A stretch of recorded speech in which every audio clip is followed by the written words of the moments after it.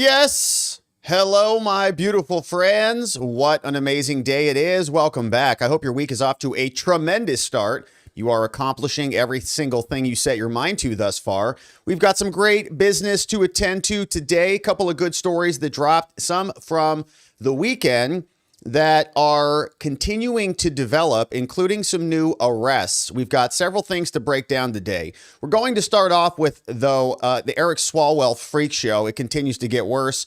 By the day, CNN came out with a new report, and they have more than a dozen women, 12 plus women, who are all communicating about what he was sending them on the Snapchat platform, which is the auto deletion platform.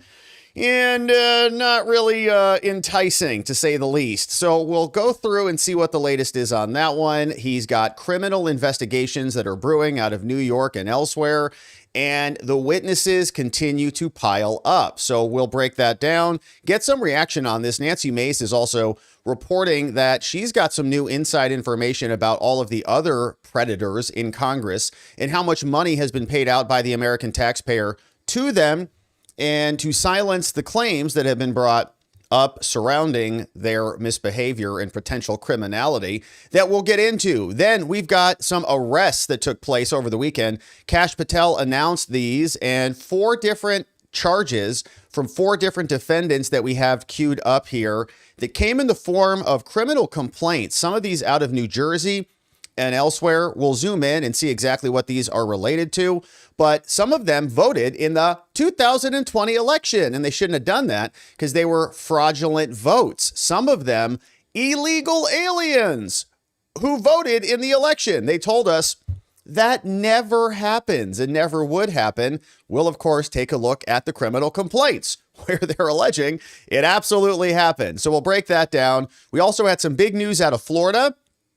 Ron DeSantis saying signed, sealed, and delivered. And we've got the White House Correspondents' attacker. He had a court hearing today. He was on suicide watch. Then they took him off suicide watch.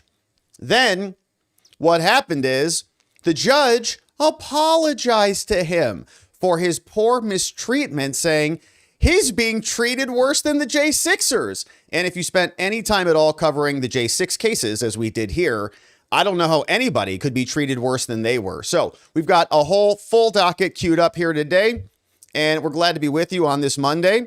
And we're confirming the tubes are working because we had a tremendous Eric's House annual fundraiser over the weekend. You guys really showed up. I am so grateful for it. I want to thank several people at the close of the show today. And then probably at the close of the show, the rest of, a couple of days until we get through them. You guys really showed up. I just wanted to say thank you in general to the Watcher family. Mama G and Greg and the rest of the Eric's House team put together a beautiful presentation. We did a live stream on Saturday for just over 3 hours. We almost hit our full goal. I think that we're going to get there with a little bit of stuff trickling in. And it was just awesome. So thank you to everybody who showed up. Got to see some old familiar faces who we hadn't seen in a while also come and say hello and make a contribution. And we're grateful for that. But we were manipulating the tubes all weekend long. And so we want to make sure the tubes are coming in loud and clear before we get going. And right now, the fam is on an airplane heading back to Arizona. So prayers up for a safe flight for them. We had a great time together. We got to see the Air and Space Museum. We went to the Botanic Garden. We drove Joey by the White House. He got to wave at President Trump before the shooting took place this afternoon. Not related to the president. Some maniac was out there on the streets and apparently got shot by the Secret Service. So still a developing story, but that was just minutes ago. But looks like tubes are connected. That's tremendous news. That means we can go ahead and get started. And so let's do it. Shall we? Just take another confirmation. Over here, the tubes are lubed. Perfect. That's what we like to hear. That's perfect for an Eric Swalwell story to boot. All right, so let's get into it because, whoo, God, apparently the tubes are not lubed. Now, let me fix this up over here. We have a little bit of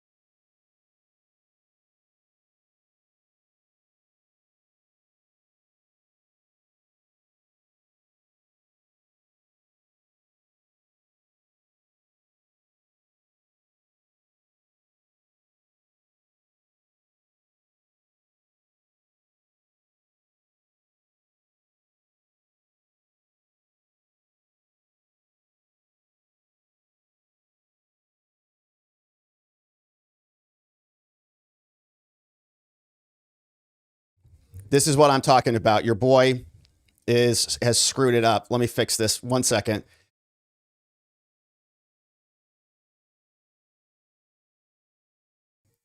Now we're back, I think. Now we're back. All right, so this is what I'm talking about. I changed everything for the Eric's House stream, and I figured I was going to have a bug or two. So hopefully we're now coming in loud and clear. All right, so now we're back, right? Now we're back. All right, we're back. Sorry about that. All right, so let's start that segment over because it was such a perfect segment. That was the best intro I've ever done in my life. And so sorry about that.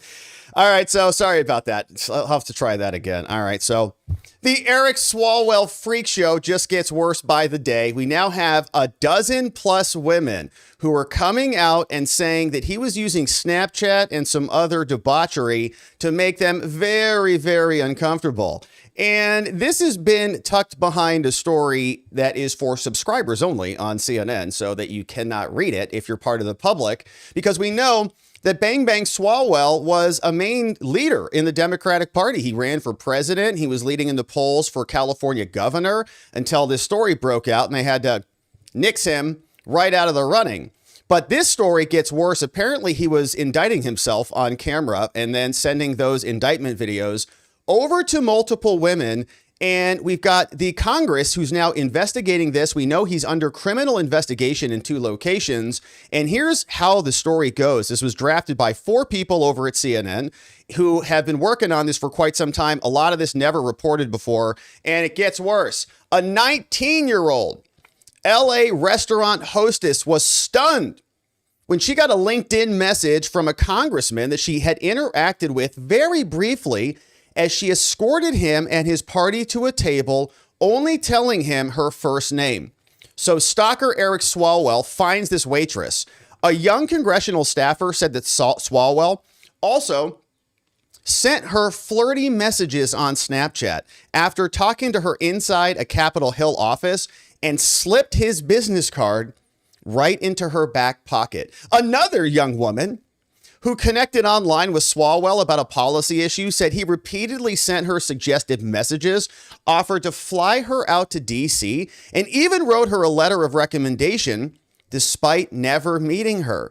She said he would Snapchat me. He'd be like, "What do you want to do with your future?" she recalled. And then he'd be like, "What are you wearing right now, by the way?"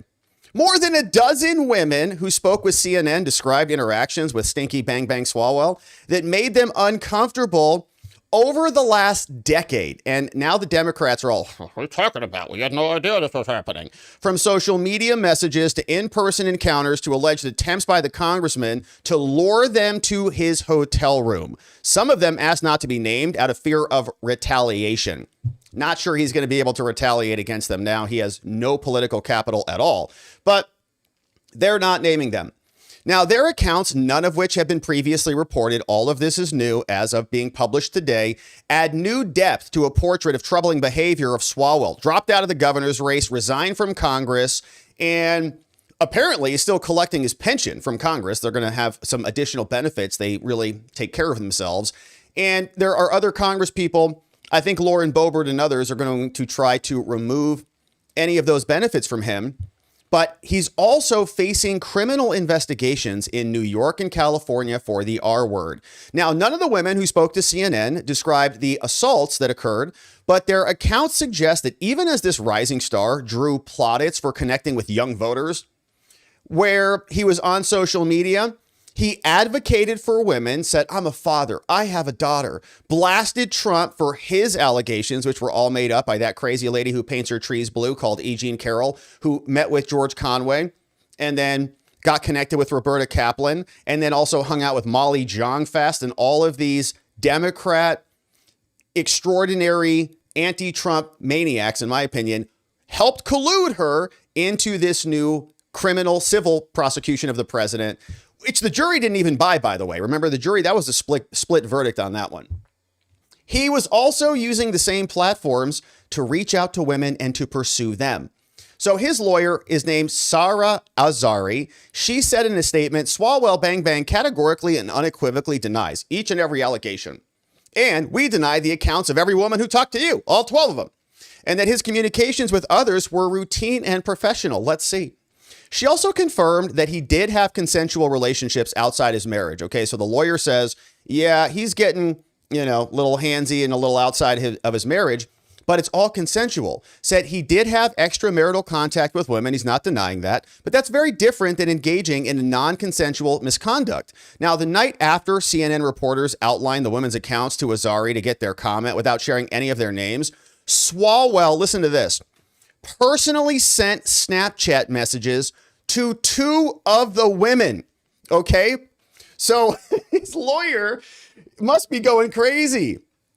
Lawyers talking to CNN, like, he doesn't send inappropriate messages to women on Snapchat, okay? As the lawyer's talking to CNN, Swalwell is literally snapping them. He sent a message to them. Why are you screenshotting my snap? He asked one woman in a message sent around 2 a.m. Eastern, according to a video that she gave over to CNN. Literally. They're like sitting there with the CNN reporters. He's like, got another message from Eric Swalwell. Like, you're kidding me. This is crazy. His lawyer just said he wouldn't do that. Some women who interacted with Swalwell describing him as exhibiting Jekyll and Hyde behavior, portraying himself as a champion of women's rights, introducing legislation to support victims of domestic assault, speaking out in support of the Me Too movement as he's abusing women, and more. Voted for a resolution banning relationships of that variety between lawmakers and their staff as he's continually pumping them up. But at the same time, according to the allegations shared in recent weeks with CNN, he was sexually pursuing at least one woman who worked for him, sending women unsolicited nudies of himself and also allegedly assaulting 2 women. The women say their experiences with Swalwell came as he accumulated power in Congress, including when he was making bang bang with Fang Fang, the Chinese spy on the House Intel Committee, and allegedly continued well into the front-running push to become California's next governor. His actions suggest a behavior that exposed him to blackmail or extortion. Of course, it opens up a lot of people to blackmail. It's a liability for democracy. Yeah.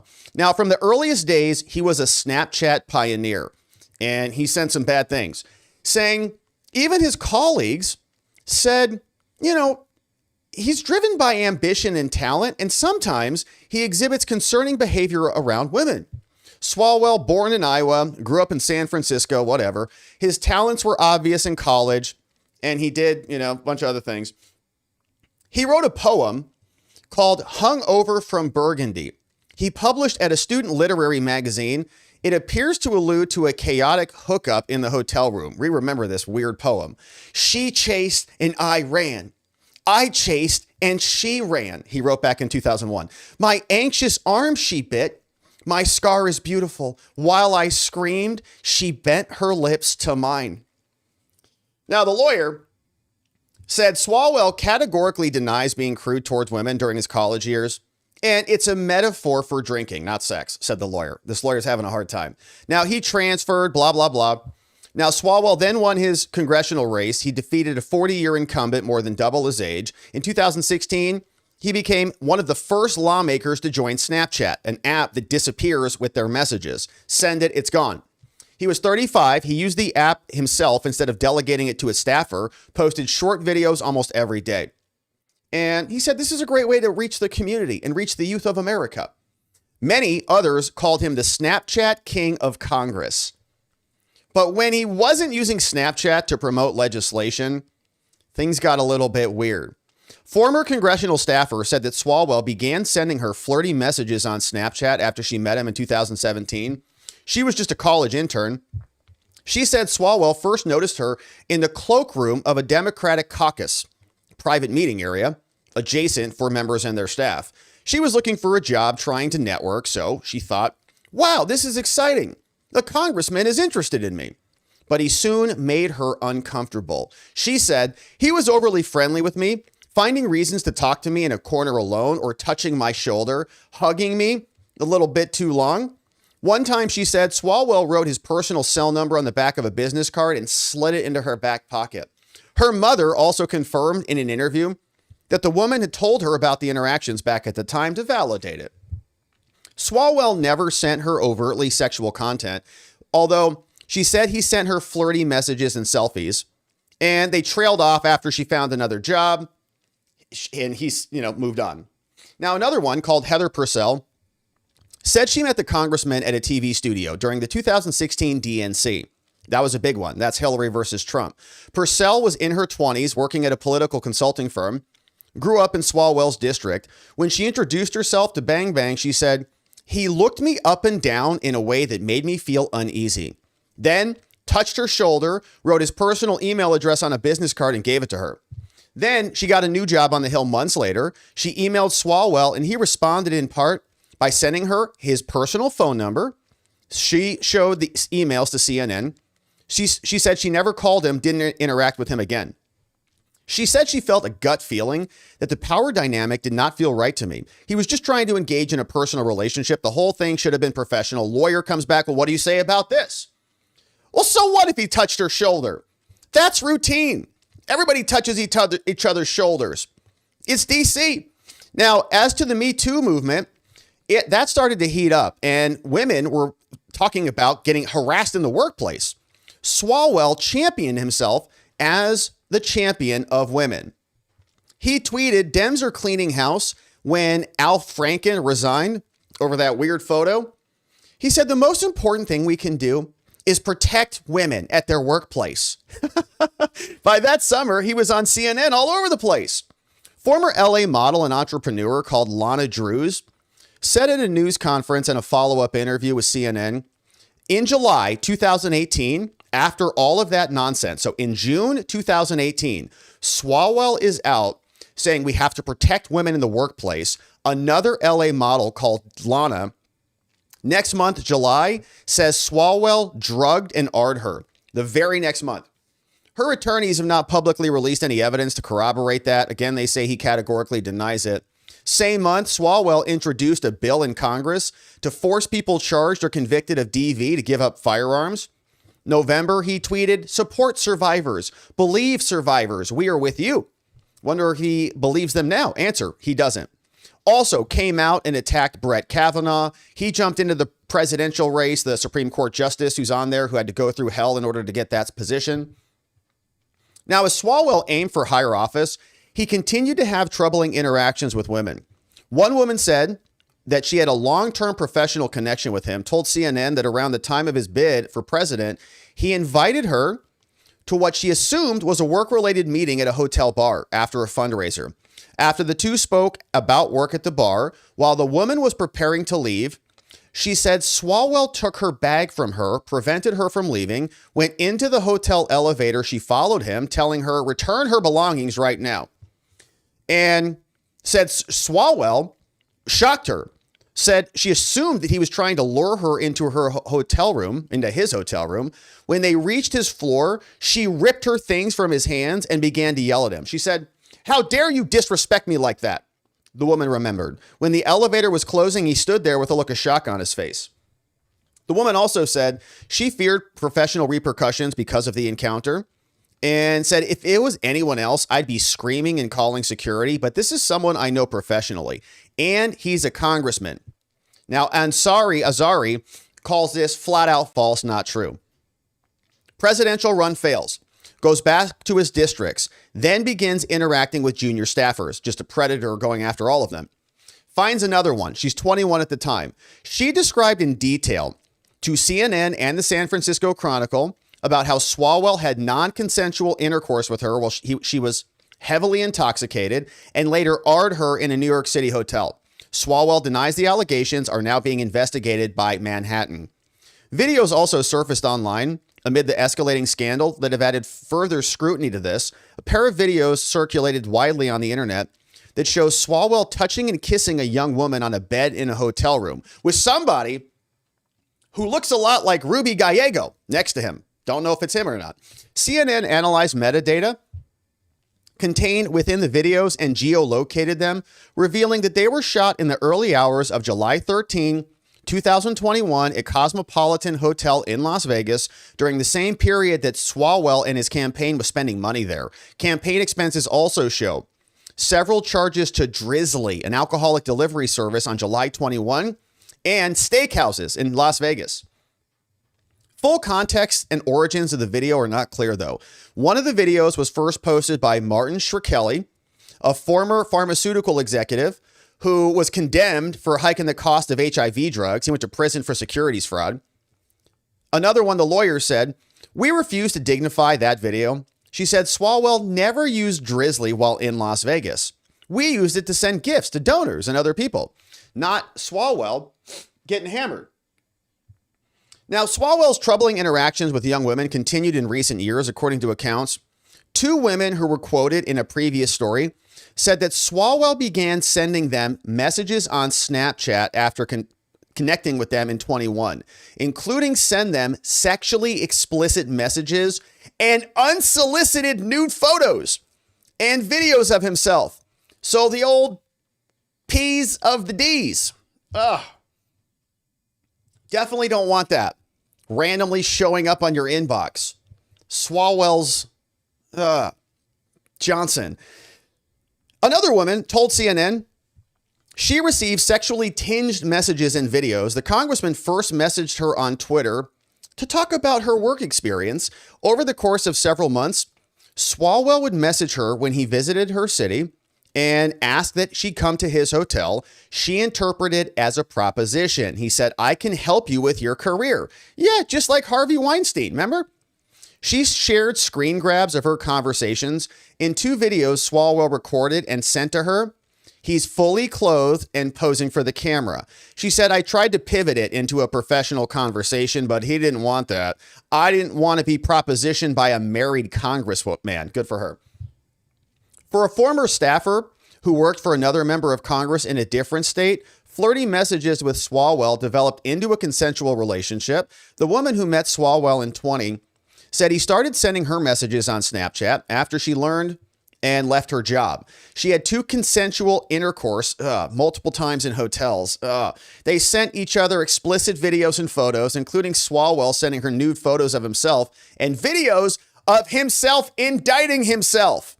Oh, gross. How can you even be a congressman and be sending stuff like this? Like, do you have any idea how damaging this could be or what kind of blackmail this could be? She recorded some of the Snapchat videos, which showed his face and naked body and showed them to CNN. Then they all went and puked their guts out. His stories would be his congressional content, but then he would be sending me dick pics, she remembered. A few weeks before he announced he was running for governor, he sent her another explicit video in the middle of the campaign. He reached back out to share his upcoming travel plans. While the woman says that their encounters were consensual, in retrospect, she believes their relationship may have been and had an inappropriate power balance. Yeah, of course. Azari noted the woman is no longer working in Congress during her interactions and said, "There's no power imbalance. This is absurd," said the lawyer. She said the woman had repeatedly sent Swalwell messages asking for financial assistance and to serve as a professional reference. Now, in some cases, Swalwell offered to professionally help the woman he was messaging. He wrote the school a letter of recommendation on congressional letterhead and even had never met the person in person. Two connected in 21 after she reached out to Swalwell about a policy issue she was working on or he was working on. Their exchanges were initially professional. Then they got flirty. Then he asked her, "Are you wearing sexy pajamas?" After Swalwell wrote the recommendation letter for her in 22, CNN reviewed it. She said he told her he could fly her out to visit him in Washington.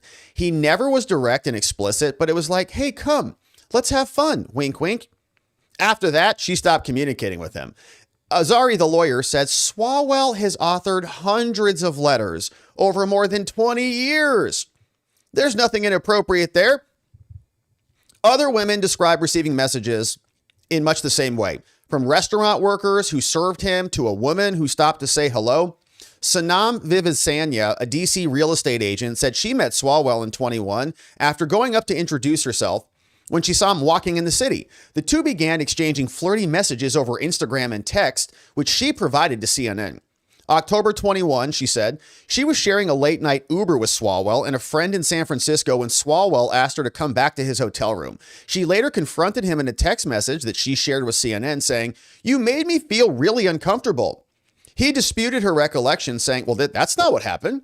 Her friend who was in the Uber with her told CNN he didn't hear the exchange, but that she told him immediately after that Swalwell said, "Come back to my room with me." Lawyers said they were with friends. Nothing happened. There's no third-party witnesses. Now, after he dined in LA back in 21, this woman, Clara McLaukick, worked as a hostess and spoke with her for less than 15 minutes. Then he found her on LinkedIn and messaged her. He offered to write her, she was 19 at the time, a letter of recommendation despite meeting her only once, according to screenshots. He sent her his personal phone number and told her he thought her name was beautiful. She thought that his flirty messages were strange and predatory. Nailed it. So she never called or texted him. I remember being surprised getting a message from him since I didn't give him any information other than probably my first name. He was literally over double my age. Lawyers said, that's not wrongdoing. That's not misconduct. And he connects people all the time. He connects people in hospitality jobs with his wife. His wife works in the industry. And so he just wanted to connect this young girl who he definitely did not want to sleep with his wife. Swalwell did share his phone number broadly. Now, Swalwell then met another woman called Amanda Koski, a former Hill staffer and political operative, when she served him and his family while waitressing at a DC pizza restaurant. He asked her for her phone number and later started messaging her about her involvement in politics. You know, I think you'd be a great legal analyst on CNN. He also added her on Snapchat, followed her on Instagram. After she told Swalwell she was working at the DNC, he asked, "Where are you staying? Maybe we should hang out," according to messages. Koski responded, "Absolutely!" exclamation, but told CNN the invitation made her feel uncomfortable. They never met. She said, "I'm like, you're married with 3 kids. I've met your wife. What the hell is wrong with you?" Lawyer said Swalwell asked for information once again to help her connect. This lawyer, it's like, how many times are you going to try to explain this away? He was going to help her find work on Capitol Hill. He's like a job agent, like a job recruiter or something, and argued that Koski's characterization was unreliable because she sent him follow-up requests for favors. The night after CNN spoke with Azari about the woman's claims, Swalwell sent Koski a Snapchat message at 1:57 a.m. So CNN is talking with the lawyer, literally, the night after. Boom, Swalwell says, "Why did you screenshot my chats?" and included screen caps of text between the two of them. So he can't help himself. Given the accusations against him, attempting to gaslight or intimidate a woman on Snapchat at 2 a.m. isn't overly becoming of a person who has done no wrong. Another woman who spoke to CNN received a similar message from Bang Bang, 1:40 a.m. Eastern the same night. When she saw a notification about the message, she said, "My whole chest got tight." She immediately started crying, saying he has devolved so far from who I thought he was. Now, Azari, the lawyer, said Swalwell sent the woman messages because he got a Snapchat notification about them screenshotting. So they're going snap, snap, and I think Snapchat alerts you when that happens, saying his intent was acknowledgement, not intimidation. There's nothing threatening there. Now, when Swalwell announced he was running for governor, some of the women who had accused him of misconduct said that they were shocked and troubled. Most said they believed they were the only ones. That changed after a group of liberal social media influencers started to blow the lid off this whole thing. After CNN and the Chronicle published stories about allegations, within days he dropped out of the race. In the wake of his resignation, the women he interacted with are now struggling to understand how he even got there. One former Swalwell intern and current senior congressional staffer who said that she had been inspired by him said she's now reevaluating other experiences with him. It's really, really painful, of course, to square that with someone who pushed so many boundaries. And before the rumors came out, she said, "I tried not to think about it, pushed it to the back of my brain, hadn't really thought about it, but now it's literally all that I can think about." So that's the story from Bang Bang Swalwell, and it's not looking good. Here's what Fox News was reporting after this. saying, yeah, no, he was indicting himself, recording it, and then sending it to a bunch of women. Here is their explanation of what they got reported and what they're hearing from Fox. The New York Times wrote about Eric Swalwell. We know he's a disgraced congressman, not in your party, other party, but same state. They said this, that Mr. Swalwell is still to this day using Snapchat as recently as this week. Swalwell communicated directly with a former intern on the app and asked her why she took a screenshot of his chat history. Why is he still messaging interns on Snapchat? Because he's sick in the head and he's arrogant. This is what these politicians become. They go to Washington, they get in that culture, and they think the law doesn't apply to them, and that they can act boorishly and break the rules and treat people with utter disrespect. That's the epitome of the Washington do as I say, not as I do culture. But the reality is also that the Democrat Party protected him. Don't tell me that senior Democrats like Nancy Pelosi and Xavier Becerra and others didn't know about his bad behavior. They knew damn well. They knew Katie Porter was disrespecting her staff, but they protect their own as long as they are useful. When Democrats got worried that they were going to get locked out of the governor's race in this primary, they decided Swalwell and Katie Porter were no longer useful to them, and that's why they released the damaging information. It's corrupt, Kayleigh, and they know that they protect these bad actors until they're no longer useful. And it's just, I mean, first of all, the behavior is disgusting and criminal in many cases. I don't think the messages necessarily cross that line. Certainly ethical problems, I would say, in the House of Representatives that they could have investigated had these been reported. Maybe they were, who knows? Criminal charges obviously being contemplated in New York and LA and some other places where women are saying that he art them, and the evidence continues to just stack up that this dude is a predator. The entire time he's doing this simultaneously with like texting, stalking these women, finding them on LinkedIn and elsewhere. He's going to the Congress and saying, here's a new bill against predators. We have to stop Trump and we have to stop the Republicans. And it's, as always, what they accuse the other side of doing, they're doing themselves, and it's becoming more obvious by the day. Now, Nancy Mace, she was here. She said she has been trying to investigate Congress's sexual harassment slush fund that we all pay into, saying, here are the results of my subpoena. She got 1,000 pages and 9 members are listed inside of this thing. All records prior to 2004 were deleted, which tells you everything you need to know about how long this has been buried. We are reviewing every page. We will name all 9. We will release the full 1,000 pages once we confirm that personally identifiable information of victims and witnesses has been properly redacted. Explaining accountability is not a threat. It is a promise. And so that's it. I would imagine it's much bigger than that, but they did delete probably a couple decades worth. And she did release the names today. She said, these are the people. You, the American people, paid for this. Taxpayer dollars were used to silence victims of sexual harassment, my members of Congress. We said we would get you names. Here they are, along with the amounts. 2007, Rodney Alexander, $15,000, go away. 2009, Carolyn McCarthy. Wow. A woman, presumably, 2 cases resulting in 1 settlement for $8,000. Eric Massa has 3 of them, 2010, 3 different claims settled, one for $85,000, one for $20,000, one for $10,000. John Conyers in 2010, 50 G's to make that one go away. Another one for John Conyers in 2014, severance pay for $27,000. We got 14, Blake Farenthold, $84,000 to settle that one. And Patrick Meehan, 2 cases resulting in 1 settlement, severance pay, $39,250. Congress settling these things. And I think these are the settlements, probably not the accusations. Only the settlements. I'm sure that the accusation file is much bigger than that one. And they definitely don't want that one to come out. So Mike Johnson was asked about this. He said, what are we going to do about all of this punishment on these people who are resigning? Eric Swalwell, Tony Gonzalez. Is there anything that we can do to prevent this from happening?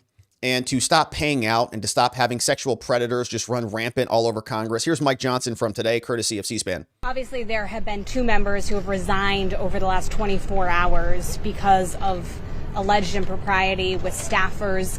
What more can the House do to protect staffers who work in this building? Yeah, the question is, what more could the House do to protect staffers from predators? You didn't say that, I said it. Look, some of the allegations that have been made, and apparently some of the facts that are coming out to verify those allegations, are shocking to us, as they are to all of you, and they must be addressed. You know, we've tightened up ethics rules and the laws that apply here, and will continue to be as aggressive as possible to make sure this doesn't happen.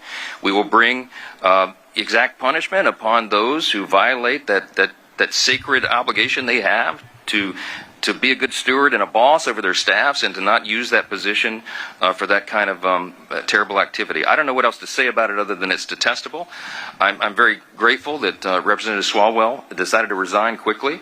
As you know, a Democrat did, and then a Republican did, Representative Gonzalez. And we're going to continue to police this as aggressively as we can. I will say this. The House Ethics Committee has been one of the most involved, busy committees in Congress, and they are around the clock investigating allegations against members. That is the due process that's afforded everyone. When an allegation is made, they go into that process. It's bipartisan by design, and it has worked well. And some of those investigations are ongoing. I'll note next week there's another Democrat, Sheriff Liz McCormick, who will be to a sentencing hearing on Tuesday of next week through the House Ethics Committee. They investigated and gave her so much due process that it took more than 2 years because she resisted it. I expect that they will come forward with a recommended punishment for the... All right, I think this is an older clip because she's out of Congress now. But CNN... Actually, this is not C-SPAN. It's somebody who's faking to be C-SPAN. But you get the point. All right, so Mike Johnson out there saying ethics is going to continue to investigate, so on and so forth. But bang, bang, Swalwell, story gets worse. And if he does get charged in L.A. and in New York, then I'm sure a lot of this will come in as evidence. Maybe witnesses will come in and testify about other improprieties, as long as they're relevant and admissible. We may hear a lot more. And as these stories develop, we remember living through the Harvey Weinstein saga, and we saw as time went on, more and more people felt the courage to come out and actually speak about the truth. But like is usual, they just kind of get rid of these people and move on, nothing to see here, while they continue to lob accusations at their political opponents while not looking at their own house, which is in complete criminal disarray. So we'll keep our eye on this one, and hopefully you join us and subscribe as we do. Now, we have criminal charges to attend to, starting right now. Election voter fraud criminals now charged. We've got 4 of them who are voting in elections they should not have been voting in. And Kash Patel says these come out of FBI Newark, New Jersey. Said 4 individuals have been charged with illegally voting in federal elections and making false statements applying for U.S. citizenship. Oh, I thought they said that never happened.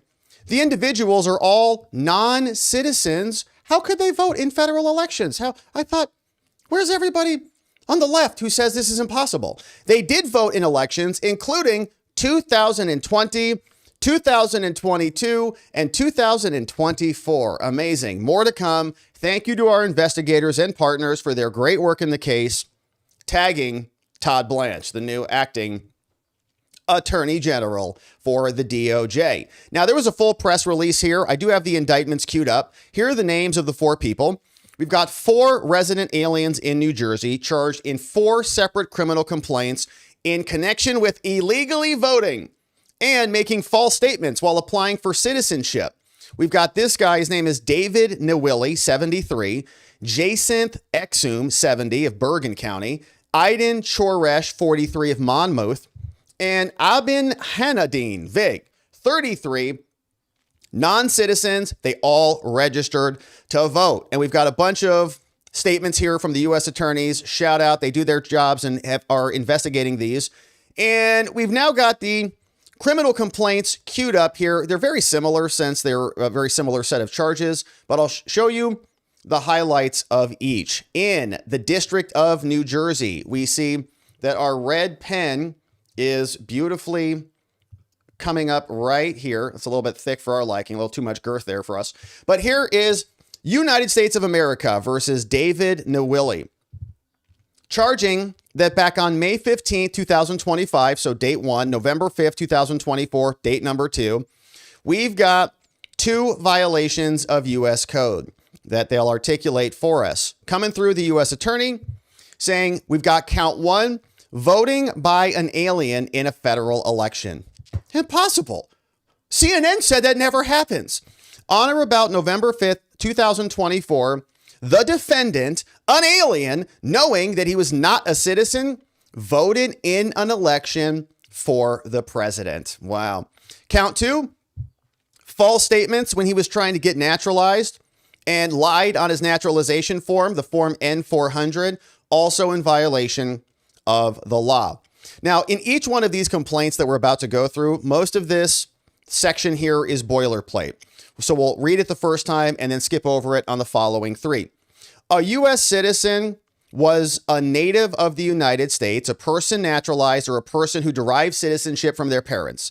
An alien is any person who is not a citizen. This includes immigrants, lawful permanent residents are not citizens, or non-immigrants. A lawful permanent resident is often given a green card, permanent resident status, and once they get that, then they can move forward to naturalization.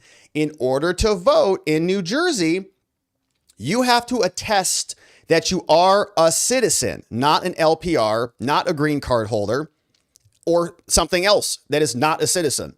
Upon successfully registering to vote in New Jersey, an applicant was authorized to vote in federal elections. Once they accept you, you submit your registration form. New Jersey, come on in here. Problem for this guy, David Nwili. He was a citizen of Liberia. How'd he get here? Nwili was never a citizen of the United States. He was a lawful permanent resident, and he entered the country as a refugee. Amazing, from Liberia. Back in 1998, he then emigrated from his country of birth, Liberia. So then, on or about May 5, 2003, he registered to vote in New Jersey because, of course, in doing so, he certified and attested that he was a United States citizen. So based on that information that he put in his application, including his false statement that he was a citizen, his registration was accepted. No one checked. And he successfully registered to vote in the state of New Jersey. Yeah. After he was successfully registered to vote, he voted in multiple elections, 2003, 2004, 2005. He also voted in the general election in 2020 on November 3rd. How'd he do it? Mail-in ballot. Don't want to catch him on COVID. So the 2020 general election included the president and the vice president of the United States. He also voted in 2024. Submitted a provisional ballot at a polling location in New Jersey. On the ballot, item 2 stated, I am a United States citizen. And he checked the box, yes, I am. He also signed the voter declaration section under penalty of perjury saying, yep, I'm a citizen. The 24 election, once again, included the presidency and the vice presidency. So then, on May 15, 2025, he submitted an application for naturalization. Okay, so he votes in 24. So this is great. I can do whatever I want. This is America. I'm a refugee. I have America Premium version. I get more benefits than the citizens do. To U.S. Citizen and Immigration Services, they now are processing this. Like, this is why it's hard to catch these people. There's so many of them, I presume. What is the choke point where you actually have the time and the resources to look backwards into something? For this situation, it had to occur when this guy took the affirmative act of basically bringing himself to the federal government. I want to be a citizen now. Like, okay, now we have to check. Versus getting the list from New Jersey, who will never turn the list over to the federal government, or having the people who run the New Jersey elections actually go backwards and do their own investigation and their own due diligence, which of course they never will. So this is an N-400 form. It's a United States government form. So now the feds can look into it. Previously, Biden people aren't checking this. that is submitted by lawful permanent residents to apply to become citizens. It consists of a detailed questionnaire like, are you a communist? Mom Donnie's like, no. That requires the applicant to provide personal information, biographical information, marital history, criminal records, information about whether you voted. The questions on the N400 are designed to allow the government to determine whether applicants meet good moral character requirements, English proficiency, knowledge of U.S. history and the government before they are approved for citizenship. If it is determined that an applicant has voted in a federal election, the application will be denied. Now, as part of that application, they have to swear and affirm under penalty of perjury that they're being honest. After the form is submitted, they're scheduled for an interview. At the time that the applicant is interviewed by an officer, the applicant is placed under oath. And again, this is how you're getting them with enough evidence for a criminal charge, because you're making them commit the crime right in front of you. You swear, I swear. You really like triple swear? Yes. And then they lie, and then boom, a crime. So thereafter, the immigration service officer goes over the applicant and goes over their application. At the end of the interview, they then determine whether to approve their request or not, approve, deny, or demand additional information. If they approve the application, then they take the oath of allegiance and boom, you're a full-blown citizen. Welcome to America. Now, in the application that Nee Willie submitted on May 15, 25, he checked the box no. Have you ever, capital, voted in a federal or local or state election in the United States? No. On August 20th, 2025, he was interviewed by an officer regarding his application for naturalization. As part of the interview, we placed him under oath again. When he was thereafter questioned, he admitted that he had voted twice in the past. So somebody probably looked into it and found it. I don't know if he volunteered that or what. If he did, that's a dumb thing to do. But they probably were investigating him now because we've got Trump now who's actually checking these things. On or about October 24th, they denied his N400 due to his unlawful acts of voting in the 2020 and the 2024 elections and falsely stating on his form that he had not voted. So another alien who's here as a refugee because things are so bad in Liberia, voting in our elections. And those votes all counted. You can't undo those elections. They're not going back and subtracting one from 2020 or 2024 for whomever this guy voted for. All of this now signed off and announced by the FBI over the weekend. So that's just one. Then we got another one from this case, United States of America versus Aiden Suresh, another FBI special agent who's part of the, HSI agent, not the FBI. Craig, he investigated this one. Same thing, voting by an alien in a federal election. Knowing he's not allowed to do that, he voted. Count 2, procurement of citizenship or naturalization unlawfully. Woo. He made false statements on his form N400. He signed it under penalty of perjury. And so let's see what happened here. And count 3, false statements in relation to naturalization. So let's see what they're doing with this guy. So same thing. I am a special agent with HSI. This is what I have determined. We know citizens can vote. Aliens cannot. LPRs cannot. New Jersey requires an attestation. Once you register, then you get the ability to vote.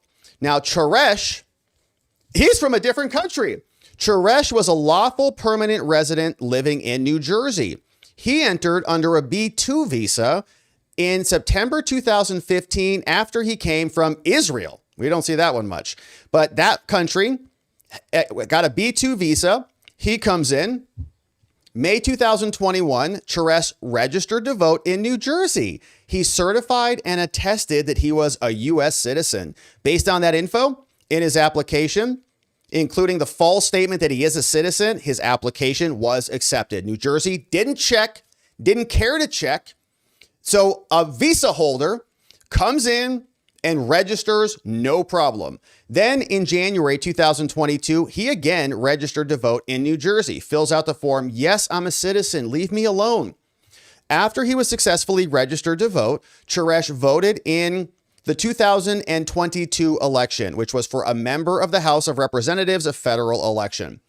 Then he is now acting as a citizen, so he submits his N-400 form. We know what it is, and as part of the application, he says, under penalty of perjury, all of these things are true. Question, Charesh, have you ever voted in any federal or state or local election in the United States? Answer, no. Then they get an interview. On or about September 15th, he was interviewed about his application for naturalization. They said, hi, Charesh, you're under oath now, just so you know. You were asked whether you ever voted in an election. You said no. Have you ever voted in any federal election? And he said no, even though he did vote in 2022. They got the records. Now this guy's got 3 counts of multiple crimes coming out of the District of New Jersey. That's number 2. Then we got number 3. Same guy, Greg Ulcini, is the HSI agent who's investigating these. And he is explaining what happened here in the case against Jacinth Beadle Exum. Also, criminal complaint. We know the background. False statements in relation to naturalization, lied under oath. False statements in relation to naturalization. This person, same thing. U.S. citizen is a citizen. An alien is a citizen. LPRs, we got it. Let's see what happened here. So this person is registered to vote in New Jersey. In April 2018, made the registration. Based on the information provided in her application, she made a false statement that she was a citizen and that her registration was accepted. After she successfully registered to vote, Beadle Exum voted in 2020. Once again, the election, which was the most perfect, safe, and secure election. No illegal aliens voted. How do you know? Well, we didn't check. Okay. Now we're checking. Okay. And we're checking where there's a choke point where there is now a set of eyes who's actually processing the case. The states are not checking. The feds really can't check because they don't have access to all the records. Harmeet Dillon is suing to get those records. And so when he makes an application and then swears under oath, I didn't, then they can catch him in the act. Via a mail-in ballot because of COVID. The 2020 general election included the presidency. Then May 12, 2021, she submitted a naturalization application, goes through the same process. As part of the application, you have to swear or affirm under penalty of perjury.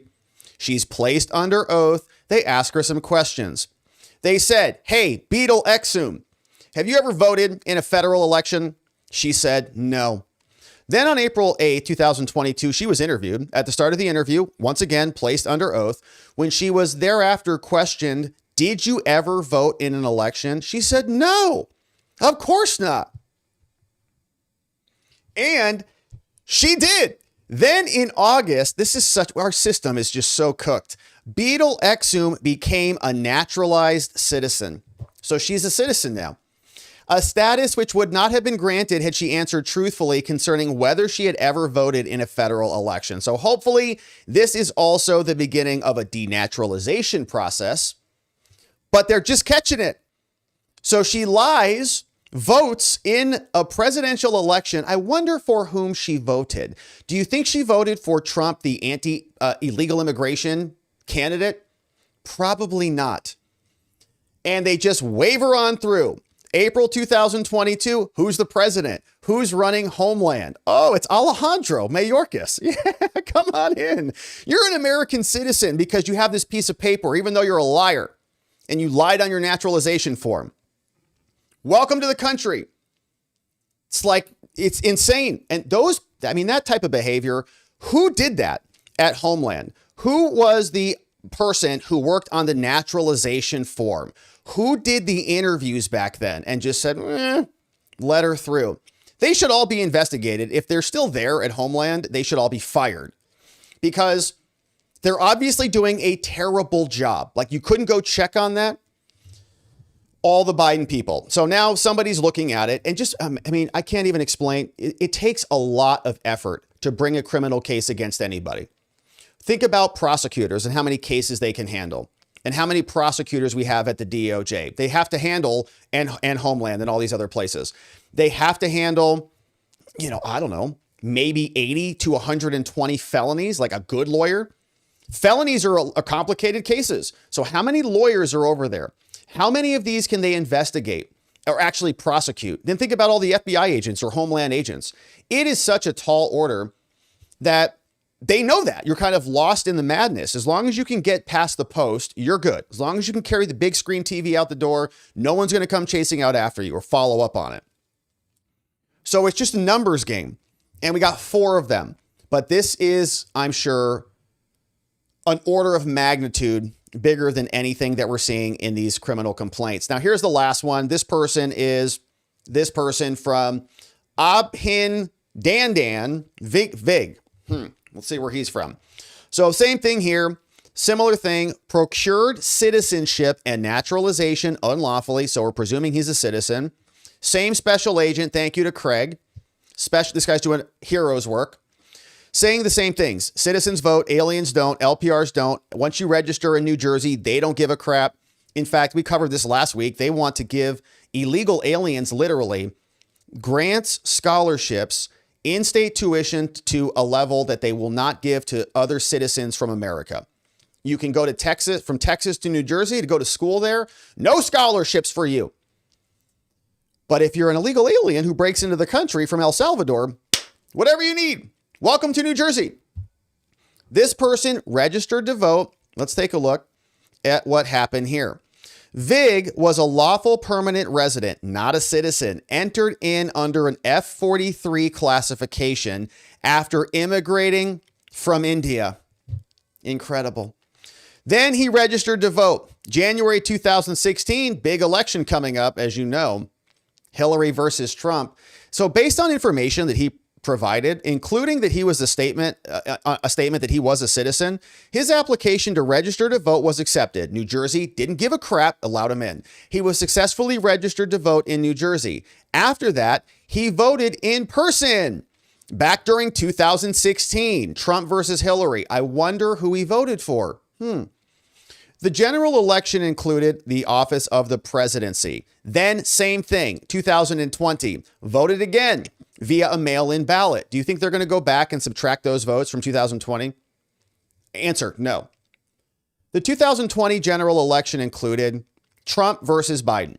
In or about then, December 23, he registered to vote again in New Jersey, then says, man, things are going great. I can just do whatever I want. I'm a foreign-born Indian, so it's my country now.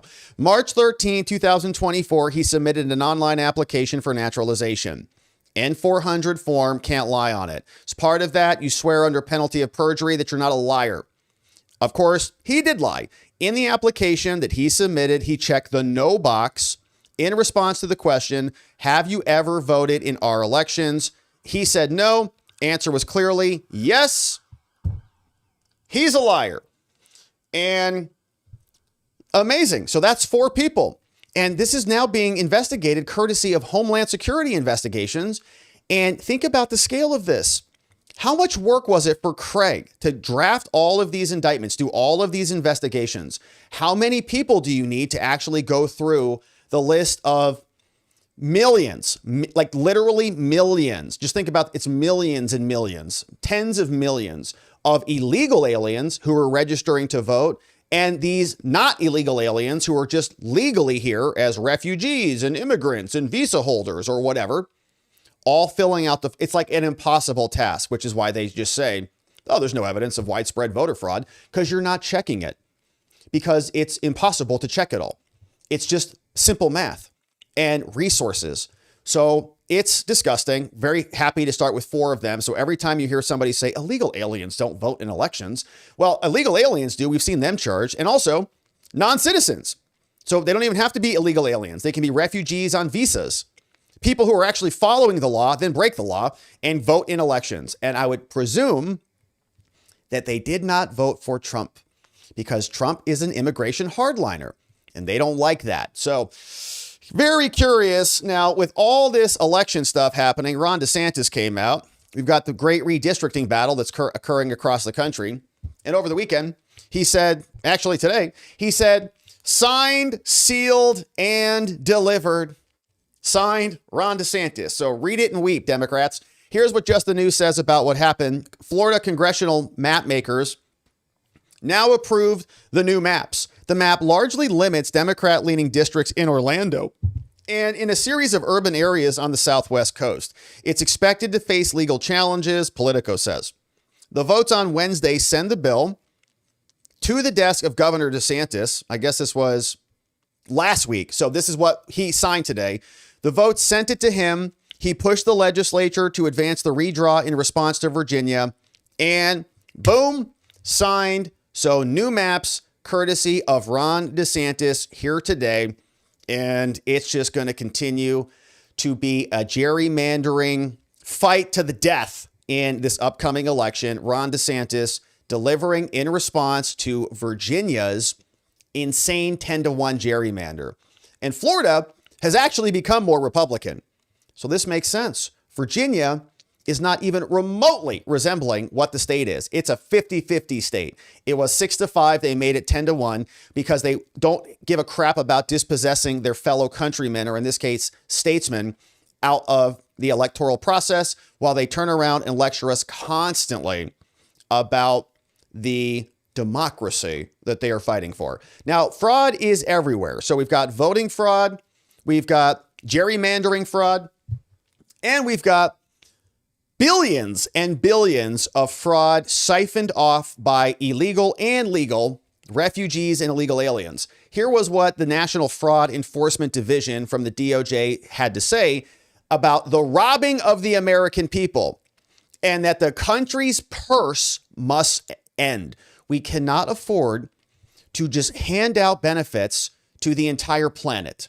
No one can. It's not because we're bad people or bigots or xenophobes. It's because we're like $40 trillion in debt. And we need to rebuild our own country for our own people, not just hand out everything that we have to refugees who then vote illegally in our elections. That's why the fraud division is here. We're happy to see it firing up. Here's what the DOJ said over the weekend. First order of business here. How, what are day-to-day operations like, but what was the first thing you did? Because this is a mammoth undertaking. I think the estimates, the conservative estimates, are somewhere around $230 billion in fraud against the taxpayer every year. So it's a mammoth problem that requires a mammoth response. And that includes the processes, the procedures, it includes the personnel. It includes our relationships with our state and local partners to ensure that we have the capacity to truly reach all edges of our country, because the fraud is happening across the entire map. Just a couple weeks ago, everyone did their civic duty and they filed and they paid their taxes. And it cannot be that on April 15th, those taxes are paid, and on April 16th, those taxes then immediately are exploited by those who see our government programs and our government agencies as the softest target in their desire to have money and to get rich quick. Well, Exactly right. The money is going out faster than it's coming in. And people who are coming here to be a part of the American dream, who are saying that they're contributing to the economy and a net benefit, clearly aren't. And we're seeing the coffers just evaporating right in front of our very eyes. And the people who are even given the benefit of coming here as a legal refugee or as a legal visa holder or as an H-1 whatever, turn around, cast votes in our elections, and many of them get away with it because our officials thus far, until recently, have looked and turned the other way to enable it and allow it to continue to happen, but not anymore. And we're happy to see the fraud division ramping up, Homeland Security ramping up. Go after the fraudsters, the cheaters, and the liars. Denaturalize, deport, and get them out. Because the law is the law. And as they told us for years, no one is above the law, especially not foreign invaders. So we're going to keep our eye on this one. Thank you for joining and subscribing as we do. All right, we got one final update on the day. And here we go. A D.C. magistrate judge called Farquhar is seen here in this photo and brought the White House correspondent's Trump attacker into his courtroom today and apologized to him. He said, "I can't believe how badly they're treating you. Putting you in a special cell is an abuse of your rights. and you're being treated worse than the J6ers. If you've been here on this channel for some time, you know we've covered the abuses that the J6ers suffered at the hands of the federal government. Many of them are dead now. And this judge is reversing the truth in favor of his favored political allies who attack the Trump administration, in this case with a shotgun. So here's the story over from Yahoo News. They say that this judge apologized today, saying, I have grave concerns about how you're being treated in jail. Jeanine Pirro responded to the prosecution in an exchange with Jake Tapper that we'll take a look at. Here's the defendant, of course, we know, Carl Thomas Allen, sitting in a hearing after raiding the White House Correspondents' Dinner Association in an attempt to assassinate President Trump. There was a hearing today, and the judge, Zia Faruqi, compared the conditions to those of the J6 attack.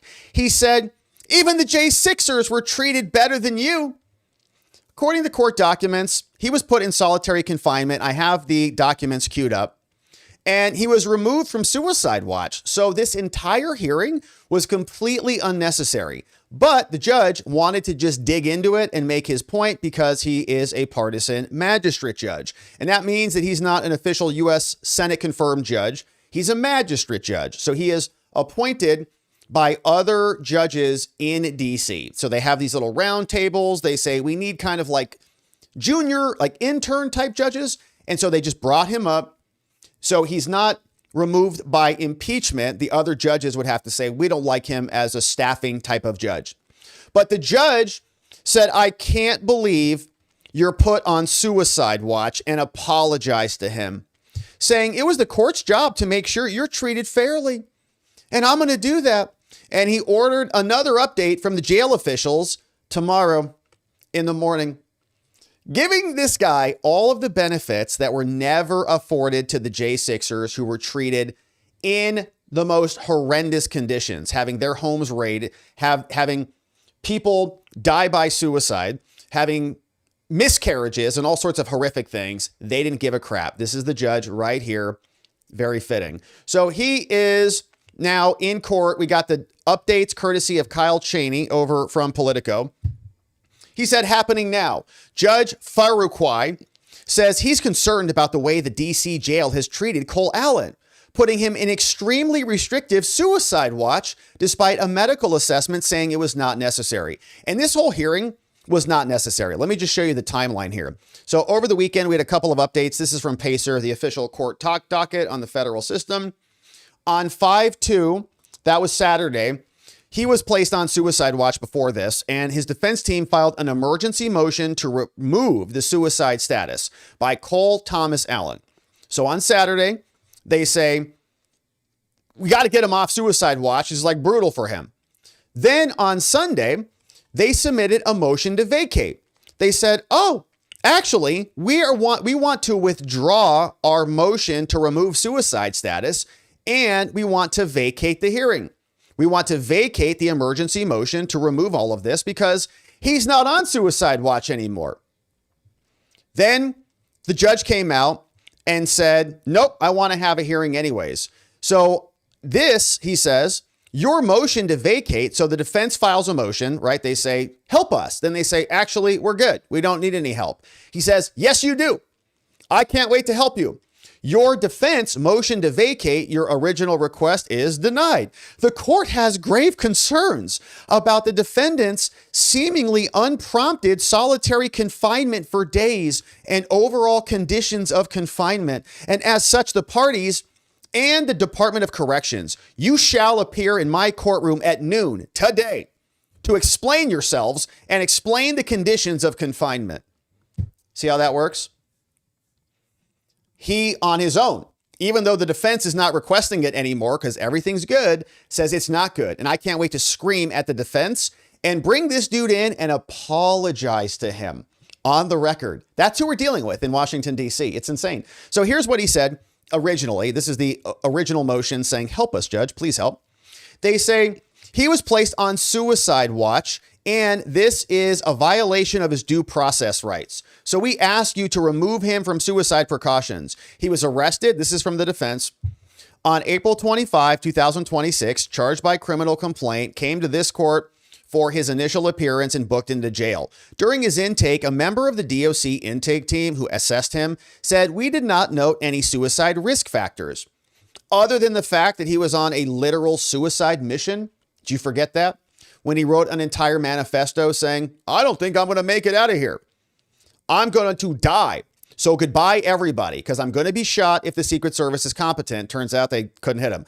Despite this, suicide precautions were recommended because of the reasons, presumably, that I just explained, and Mr. Allen was assigned a safe cell.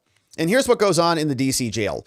It is a padded room with constant lighting, 24-hour lockdown procedures. He has to wear a vest like a straitjacket. It's called a suicide vest, basically, so it rips apart, so you can't hang yourself with it like Epstein allegedly did.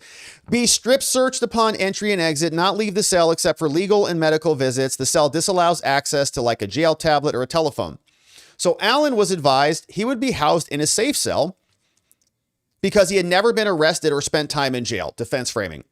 Then on April 28th, he was reassessed. Again, no suicide factors indicated. The nurse who assessed him, however, did recommend a safe cell.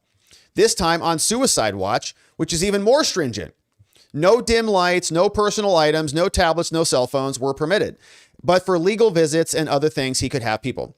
Then counsel visited Allen in DC jail on the 28th and were informed that he would be placed in a regular cell by Thursday or Friday. Then he was reassessed. Again, they say no suicide indications, even though his entire letter was suicidal. Nevertheless, it was recommended that he be placed on suicide precautions. Though relatively less stringent than suicide watch, he was still not permitted to make phone calls, access a jail tablet, or shower without an escort.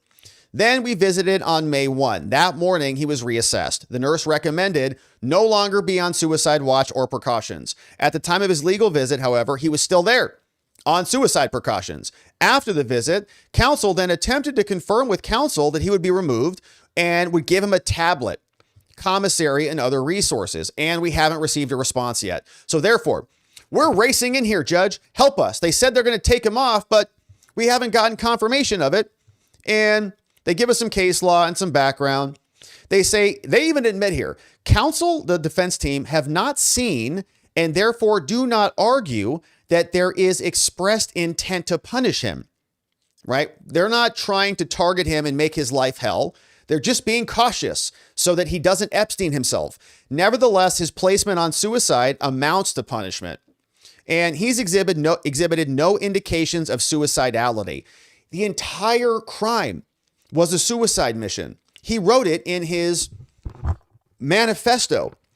Moreover, that Allen has not been previously incarcerated is not a reason to place him. This deprives him of a jail tablet. He could communicate with loved ones. He's not permitted to retain personal items. He cannot review new documents, and he can't assist in his own defense.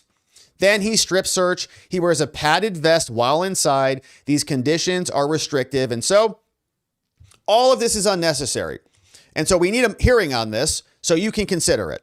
So his lawyers, who are federal public defenders, probably very excited about this case, Tazira Abby, and Eugene Ohm, two assistant federal public defenders, send this one in. And then immediately, right after that, they say, hey, motion to withdraw.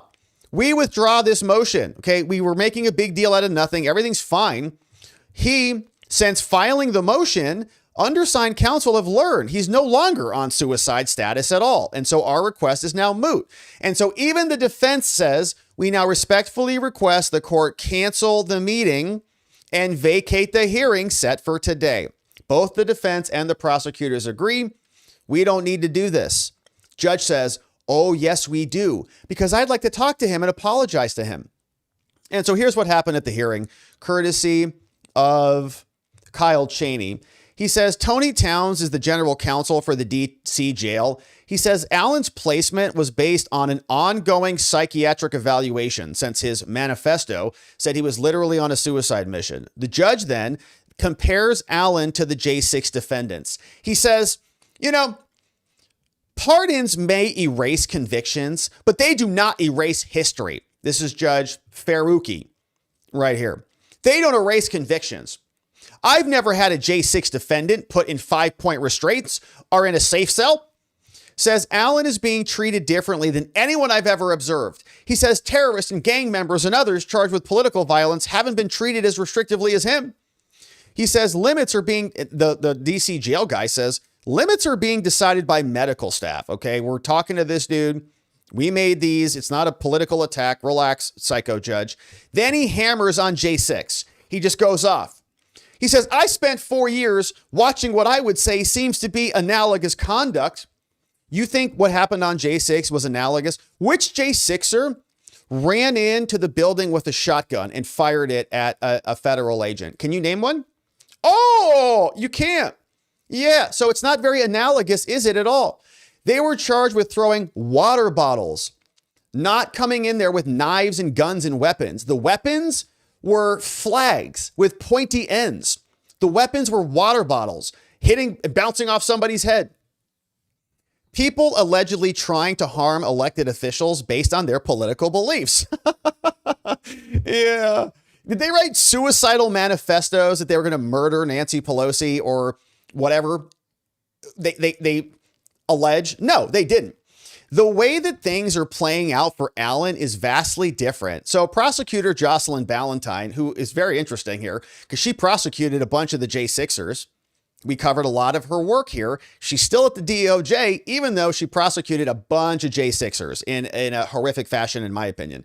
Says FBI had concerns about suicide at the outset, in part because this guy initially told agents he did not expect to survive the attempted assassination of the president. It's shocking that he did.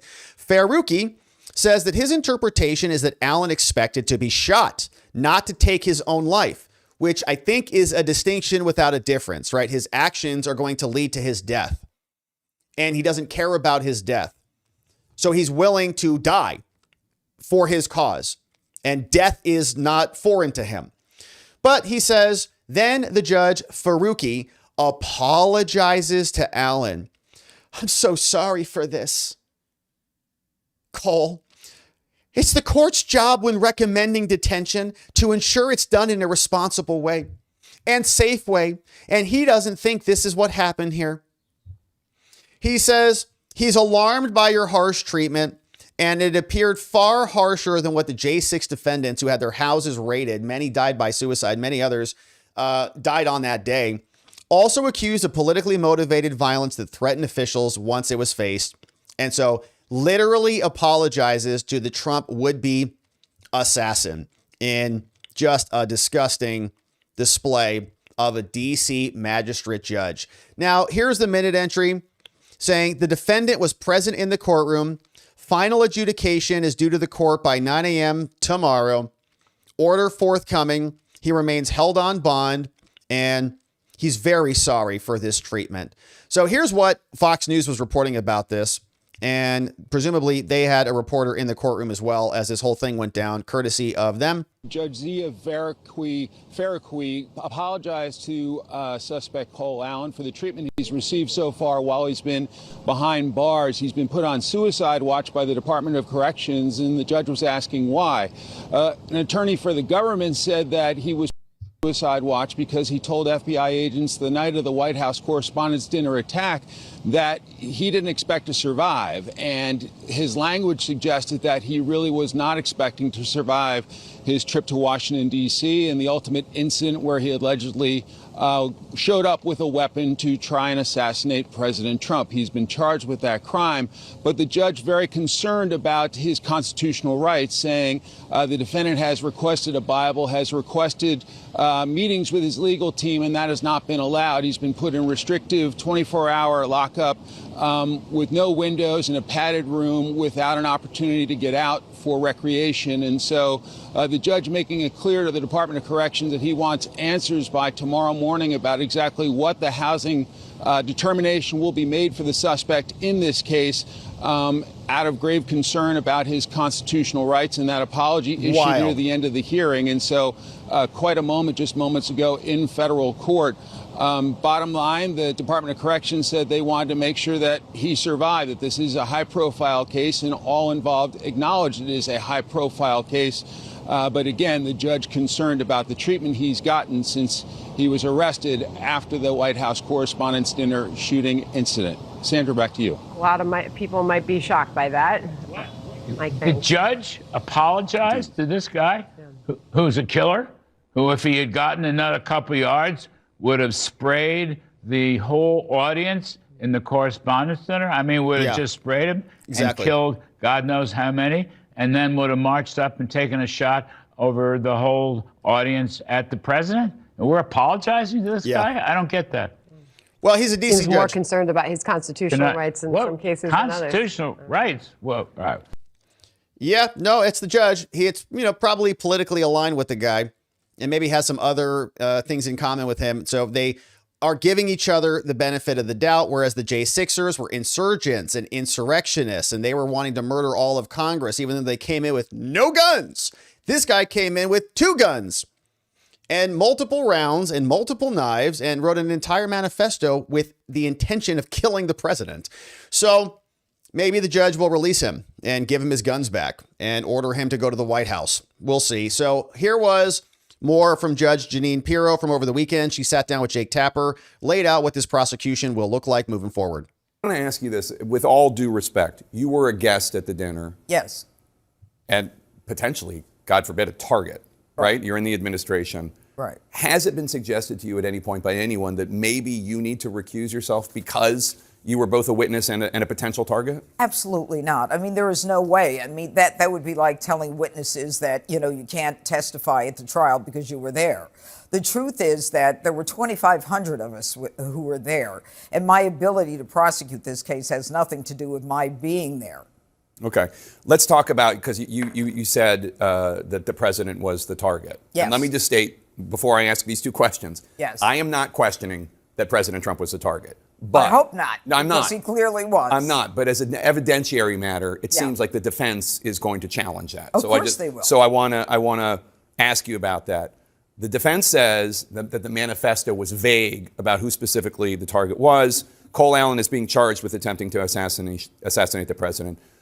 What is the case that you're going to build other than the obvious facts that he's there with a gun and the president is there, which is not nothing, don't get me wrong. No, it's a pretty solid case. But what's the evidentiary? Because they're going to say, he doesn't say in the manifesto that Trump is the target by name. I think if you read the manifesto, Jake, and I know that you have, it is very clear who the intended target is. It is very clear based upon the fact that as soon as this president said that he was going to be at the Hilton for the White House Correspondents' Dinner on March 2nd, he then made the decision to hatch the plan.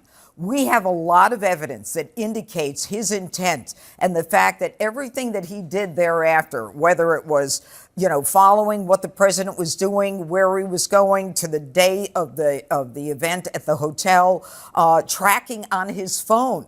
Is the president in the ballroom yet? Has the president sat down yet? What time will dinner be served? This is clearly the president is a target. And make no mistake, it is not just the manifesto. It is his actions. It is the fact this man this guy thought he was Rambo. He was armed to the teeth. Took selfies. He took selfies. He's got the Mossberg. He's got all kinds of ammunition with it. He's got the .38. He's got knives, daggers, sheaths, holsters, wire cutters, needle nose pliers, and he takes a picture of himself. Yeah. He is smug. He is proud, and he is focused on what he's doing. And by the way, I know you want to get through your questions. I want to make one. You've done this before. Here. Yeah. On both eyes. This guy. Yeah. What is his defense? Because that's what you're getting at. Did he really want to kill the president? I can tell you we will be able to prove that beyond a reasonable doubt. The one issue that people might think about, is he insane? He is far from insane. He is brilliant. He has a master's degree. He worked at a NASA Jet Propulsion Laboratory. This is a guy who had no psychotic break. He documented his trip from the West Coast all the way to Chicago, all the way to Washington. Yeah. And he talks about the beautiful country and the Southwest desert and the woods in Pennsylvania. And he is very, very lucid and clear. So, he knew what he was doing. Wrote it all down, followed Trump, was checking when he was going into the building. If Trump was not going to this event, this guy would not be going to this event. He was tracing him and timing his entire operation around President Trump, obviously. So we're going to keep our eye on this one. We'll see if the judge releases him, gives him his gun back, and sends him back to the White House Correspondents' Dinner in accordance with his due process rights. But this is what we've got out of the D.C. magistrate judiciary.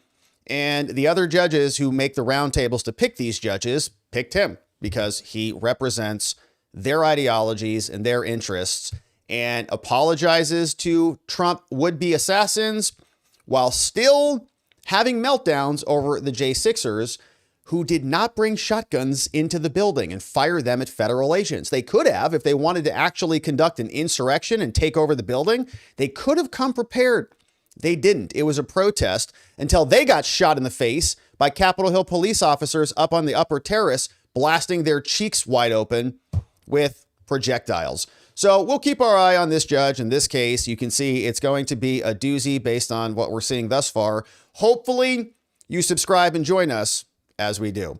All right, friends, if you're just getting here, quick recap. We had a great stream today. We talked about Bang Bang Swalwell and his very problematic Snapchats, sending images of him indicting himself on video to multiple people, and other nudies and pics of the D and all sorts of things. Women now coming out, CNN interviewing more than a dozen of them. And while Bang Bang and his lawyer is communicating with CNN, Bang Bang is still texting these women on Snapchat. They're like, yeah, another one, another one, another one. Wild situation. So we went through that. Nancy Mace revealed we've paid out over 100 grand to settle a bunch of other claims. I'm sure the number is much bigger than that. Mike Johnson was out talking about expelling people from a prior clip. We then turned our attention to election fraud. We found 4 different non-citizens, not illegals. They were here on different visas and what's the other one? Visa. You get the gist. Visa. Refugee is the word I'm thinking of. Visa holders, refugees, and others came in and voted in our elections multiple times, 2020, 2024. Four now charged in federal court in the District of New Jersey after they were applying for naturalization. One of these people became a citizen, even though she lied on her naturalization form. Ron DeSantis signed, sealed, and delivered new districts in Florida. So we'll have some lawsuits on that, probably hitting this week. Stick around for those. And then we saw that the fraud division is really ramping up. This guy telling us that there's about, give or take, $250 billion a year that is now being ripped off by people who should not be getting that money. And it's hollowing out our country. We're happy to see something's being done about it. Then we got Faruqi, who is now apologizing to would-be Trump assassins, very upset that his suicidal attack mission, in which he explained his suicidal ideation of dying in his, I don't know, jihad or whatever against President Trump, is now saying his due process rights are violated and that the J6ers were treated better than this guy, which is obviously a joke if you've ever seen anything about how they treated the J6ers. Horrific situation for them. So we're going to keep our eye on all of this and more. But now, my friends, it is time to hear from you. And thank you for sticking around. Thanks for making it through my little audio problem at the start of the show. It's, we try to keep things exciting here. And that's, that's exactly what that was. Hey, and so we had some great Eric's House donations that came in over the weekend. And I can't wait to say thank you to those of you who joined us on the Eric's House event. What a bunch of nice donos today, my friends. Thank you for sending these in. Let's see who we got cooking today. Oh, it's Xi Jinping. Yeah, we had Bang Bang, the Chinese spy. I'm sorry, her name's Fang Fang. She made Bang Bang with Eric Swalwell, a Chinese spy.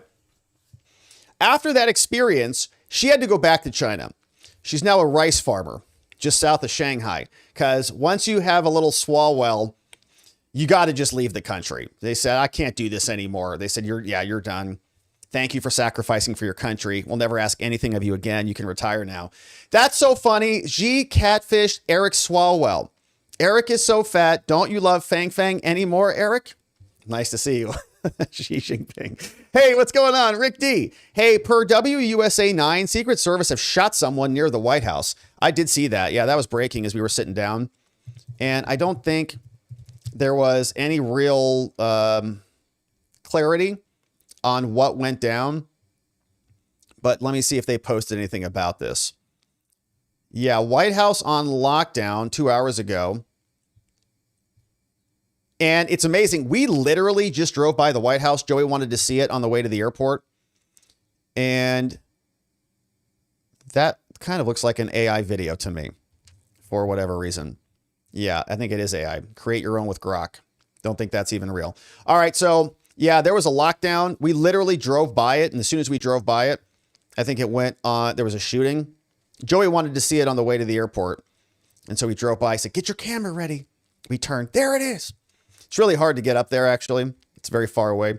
But yeah, One America News, for example, they shared this update. I think it was just a crazy person. I don't think there was any actual threat.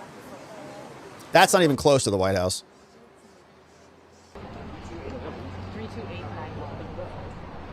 Officers engaged with a suspect shot near the Washington Monument. Okay, so that's a ways away from the White House. So I think we're all pretty good. Thank you, Rick D. Yeah, hey, Michelle. What's up, Michelle? Rob, hey, please thank your mom and everyone at Eric's house for a beautiful and happy, tear-filled day on Saturday. Thank you, Michelle. It was a beautiful day. Great interviews, great content, emotional as heck.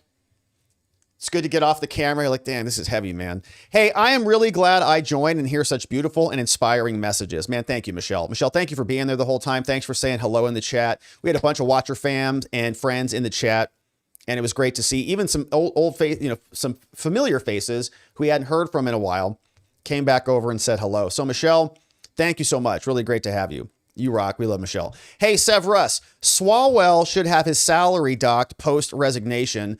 Playing around on public's dime should not be tolerated. Yeah, what about, not only the criminal investigations for the allegedly R-ing of women, which is horrific for a congressman who is now fighting for women.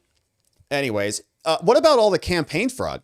Sounds like he used thousands of dollars for maybe hookers and alcohol delivery and flying other women out to go spend time with him and Stinky Eric Swalwell land. Thank you, Severus, for the nice dono. Great to see you. Yeah, the guy's bad. One old guy.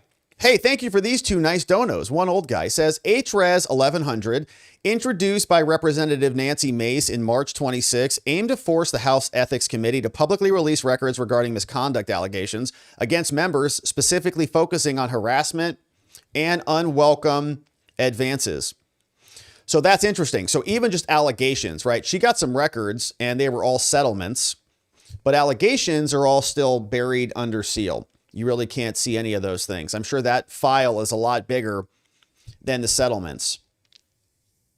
And if they make an allegation, what happens to those? Are they just closed? They say, nope, no, there's no validity to this. So denied, get out. Or did they settle them? Yeah, I don't know. But, how about some more transparency in the process? They work for us.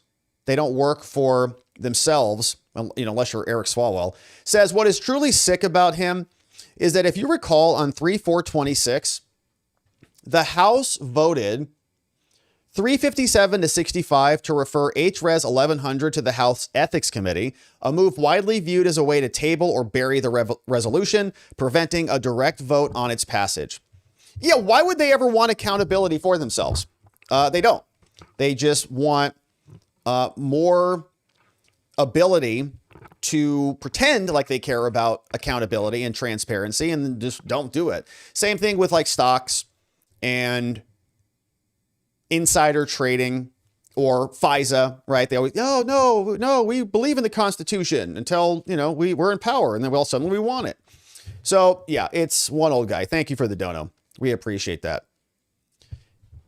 Hey, what's going on? Republican Forever. What's going on? Thank you for this nice comment. Rob is my top subscriber channel on YouTube. Rob speaks in layman's terms that I understand, including his humor, wit, and humor. Sometimes it's not that funny. Sometimes it sounds funny in my head, and then it comes out and it's like, wow, that was dumb. But thank you, Republican Forever. We appreciate it. Thank you for being here. Thank you for subscribing. And if you haven't already done that, we'd love it if you would do that so that we never miss you again. Hey, Zena Xavier, what's up? 38 months as a member. Good to see you, Zena. Thank you for being here. 38 months. How many babies is that? Need a calculator. It's a lot. All these babies, and you're talking about Swalwell. Oh, I know. I don't think he has any. Okay, we'll just leave that one alone. Thank you for being here, Zena Xavier.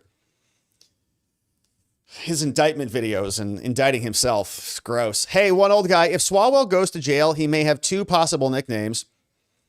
Oh, gosh. One old guy. Yeah, those are pretty colorful names. We'll just scroll past those. Thank you for the dono, one old guy. Ospac. I'm fairly sure that most people don't care, but I recoded the HP 7090A plotter test pattern, and this is 2 runs on the same paper. Yes, I'm nerding out on it. A plotter performance verification. Man, I don't know about you guys, but those look like some really tight lines. Look at it's like a printer of some type. A plotter, is it like a 3D printer? Maybe it's a 3D printer, but it looks crisp. Yeah, like, when your printer prints out like the color check and you're like, oh gosh, all the lines are squiggly. I better clean those heads over there. Clean the printer heads. And then it comes out, you're like, okay, there we go. Nicely done. HP, so it's a printer, some sort of a fancy printer. Plotter performance verification. Man, you're going to be plotting with the best of them over there, Ospac. Keep it up. Monkey Spank Snitchinator. What's up, Monkey Spank? Strip Swalwell of his pension and send him to jail. We'll see what happens. I mean, he's not out of the woods yet. He's got 2 criminal investigations, one out of LA, one out of New York. We'll see if those are blue, hellscapes. So we'll see if anything comes of it. Thank you for the dono. Thanks for being here, Monkey Spanks. First month is the hardest. It gets easier from there. Thanks for sticking around. One old guy. Eric Swalwell's picture in the dictionary next to the word sociopath. Probably true. This is a mental health condition characterized by a chronic pattern of disregarding others' rights, lack of empathy, manipulation, and impulsivity. Yeah, I think sociopath or narcissist is also a good word. Like the fact that he's texting these women while they're talking with CNN is wild. It's like, bro, I bet his lawyer told him, you have to stop this. You have to stop it. You're going to go to jail. Knock it off. He's like, I will. I swear I will. She's sitting there talking to CNN. He's like, just blasting these fools. I've represented people like that. I'm like, if you go back over to her house again, you're going to prison. Do you understand me? Yes, I understand. I will not go over to her house. I swear. 2 a.m. that night, I get a phone call. Cops are here. It's like one old guy with a vote of House 357 to 65 to refer HRes 1100. Look at how many sociopaths are sitting currently. No bueno. Yeah, no bueno. Yeah, not good. It's Congress. What can, it's pretty standard. Thank you, one old guy. Hey, Jack Mack, what's going on? Kind of have a problem with tax dollars used by Congress to settle sexual assault claims. Seems like an abuse of power. Surprised that's feasible. Yeah, I mean, for them, it's just the cost of doing business and nobody cares. Everybody's worried about other things, so what? So they just settle them out. They think no one's paying attention. Well, we're paying attention now. Thank you, Jack Mack. Great to see you. Thanks for the double dono. Todd Blanche has been pretty busy. He has. Yeah, I mean, last week, he was jamming last week. We had like 3 days of like new indictments. It's like the golden age here on this channel. Thank you, Jack Mack. Good to see you. Hopefully your weekend was amazing. One old guy says, Bang Bang Swalwell can take Nathan's hot dog. Oh, no matter the length or the girth. Yeah, maybe he'll have to. One old guys. Hot dogs. Nathan's hot dogs in prison. King of Biltong. Hey, try our selection of Peri Peri Biltong. Great Biltong flavor with added mild heat. Over 50% protein, packed with B vitamins, creatine, iron, zinc, and more. Go to BiltongUSA.com. Use code Robert, and you'll save 10% off. Some delicious meats indeed. Hey, biology always wins. There's a little DNA right there. 5 new membos coming in, courtesy of biology. Thank you, biology always wins. Saved by Grace, welcome. Mary Skull. G, welcome. Spiky Mickey. Spiky Mikey, welcome. Sorry about that. Callie, what's up? RC Flyer, welcome aboard. Great to have you. Membo, stick around. We'll do an after party today since we didn't have a morning stream. And we'll be back on our morning stream schedule starting tomorrow. Good to see you, biology. Membos on YouTube, stick around. It should auto-magically transfer you over to the members only after party. I did not hear this, Michelle. Rob, did you hear there was a student hit by a stray bullet from the gunman? No. No, and I just did like a general search on that for Secret Service, but that's terrible. Yeah, that's terrible. Prayers up for that student, if that's accurate. Let's see. Secret Service hasn't posted anything today. So yeah, that's terrible. Prayers up if that's the case. Psychological projectionist. Yeah, great point. A mostly peaceful would-be presidential assassin. Yeah, well, he was just fighting fascism, so he's actually on the side of justice, and his due process is important. So release him, give him a red carpet, give him all his weapons back, and I issue a federal injunction that he has to sit right next to the Oval Office. It's like not even far off from reality. Like, thank you, psychological projectionist. Hey, Dark Rogue. You know, for Judge Farquaad, remember that guy from the Shrek movies? I do. For Judge Farquaad to say Allen was treated worse than the J6ers, there were J6ers locked in solitary for months. There were reports of bed bugs and rashes and malnourishment and mistreatment. No communication. They were singing songs outside the building. Were really worse than borderline crimes against humanity? I'm with you on that, Dark Rogue. Dude's been in there for like 2 days. It's like, this is egregious. And did he ever call the DC jail members in on a J6 case in the entire 4 years of that hellscape that we have to live through? Did you ever see anything like that? No. Did he ever apologize to a J6er for anything? No. Not to my knowledge. Maybe he did, but I doubt it. This guy's in there for like a weekend. He's like, gosh, bring everybody in here. Even the defense team was like, we're good. We're good. We don't need anybody to come over here. We don't even want to show up to court for this crap. We're good. Judge says, I don't care. Wants to berate the DC jail. Yeah, we know. It's political. Nathan, thank you for the nice dono, Dark Rogue. Hey, Nathan Danner in the house. What's up, Nathan Danner? Good to see you. Are you aware of Dr. Tammy, a J6er with ALS that was shot and killed on her own porch two Octobers ago? Might be worth looking into, man. Thank you, Nathan Danner. The name doesn't ring a bell, but I remember that whole era. I remember the era of the J6 raids. I think there were women with miscarriages, like there was shell shock. People were suicidal. It was like hell. It was hell. And then they lecture us about due process and political retribution when the entire federal government armed itself up to go after about 1,500 people, many of whom were nonviolent at all, and invited into the Capitol. How many times have we played that video here? Tapped on the shoulder and invited in. And then charged with invading the Capitol. It was sick. And there, where are the repercussions for it? Really nothing. It's like Jocelyn Ballantyne, who was a part of all of that, is still there, still prosecuting people. Hey, Bill Dozer, what's up?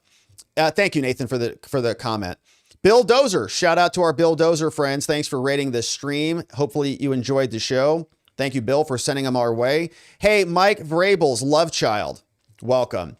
What difference in magistrate judge and trial judge? Will this loser magistrate judge oversee the entire case? Not necessarily, no. So it's like, it's kind of like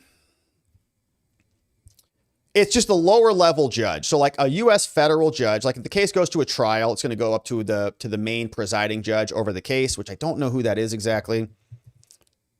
I don't have it queued up, but it's like an assistant judge is probably the best way. So like, here we go. So the actual judge is Sharbob. Okay. Well, no, that's the one. That's also magistrate judge. Yeah. So you can, it's like an assistant judge. They handle a lot of the preliminary lower level stuff. If you disagree with the magistrate judge, you can then appeal stuff up to the main judge. We've covered stuff like that many times here, but they're like assistant judges. So the magistrate judge is selected by the other judges on the DC District Court.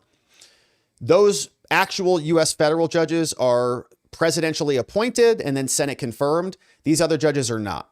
They're like hired as like assistant kind of judges, like lower level judges. They handle a lot of the preliminary stuff and the lower level docket stuff. But if you object to one of their arguments, then you can take it up to the actual U.S. district judge. but it's just a matter of like expediency. So like, the Constitution says that you can appoint inferior officers. So think of it as like a principal officer and an inferior officer. So they're hiring other judges to do judicial things, but they're not full-blown federal judges.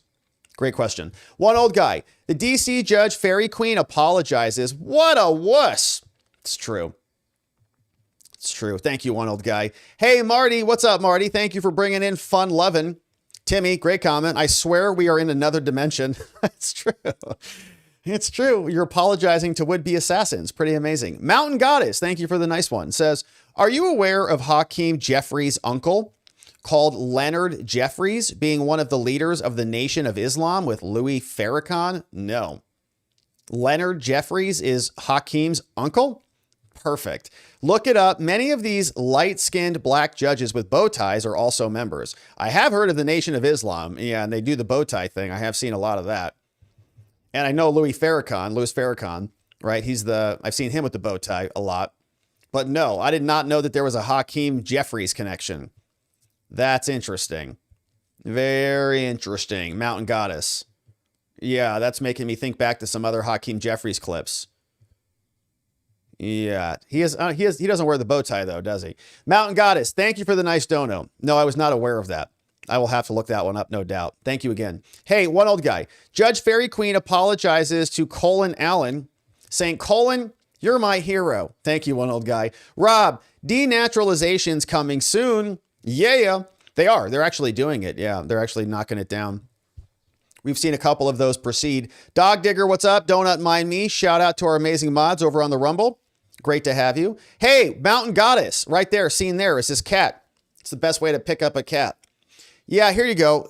A Mountain Goddess. On April 2nd, 2021, Noah Green, a 25-year-old black nationalist, killed Capitol Police officer called William Evans and wounded a second officer after he deliberately rammed his car into a barricade outside the U.S. Capitol in Washington. Remember that? I do remember that. Yeah, I vaguely do remember that. And that wasn't an FBI problem at all. They were too busy going after the J6ers, remember?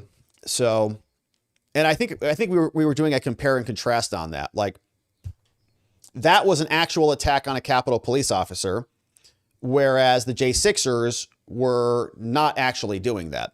There was some violence there, right? There was a scrum. There was a lot of pushing and shoving. And it was not a friendly scene. But I think a lot of that was instigated, literally, by the cops themselves, who were, as we saw on video, they said we were set up. So all of, Stephen Sund, in his book, Courage Under Fire, said I was calling for backup. I was calling for resources. Nobody was taking his phone calls. They all got diverted over to the fake pipe bombs and distracted away from the front lines. Then there were other Capitol Hill cops up there shooting people in the face. You have got a crowd. The crowd starts to react when there's people pushing and shoving. And the whole thing was, orchestrated and organized. A couple months go by. Then we get an actual attack. And the Biden FBI doesn't look into that at all. They're too busy going after homegrown domestic violent extremism. But not that guy. Mountain Goddess, thanks for refreshing our recollection on that. Thank you for the nice donos today. Yeah, I do remember that. Thank you again, Mountain Goddess. Hey, Jack Mack. Trying to compare this assassination attempt to J6, that's infuriating nonsense. Only folks at J6 know what really happened that day. Feel badly for folks deceived into walking through those doors. Yep, Jack Mack, and I know you've been here a long time. You've seen a lot of it and saw us play the video multiple times over where the cops are blocking the doorway. Many protesters standing outside, just hanging out. Soon as one cop comes up, listens, taps the other cop on the shoulder, they walk them into the building. Walk them in.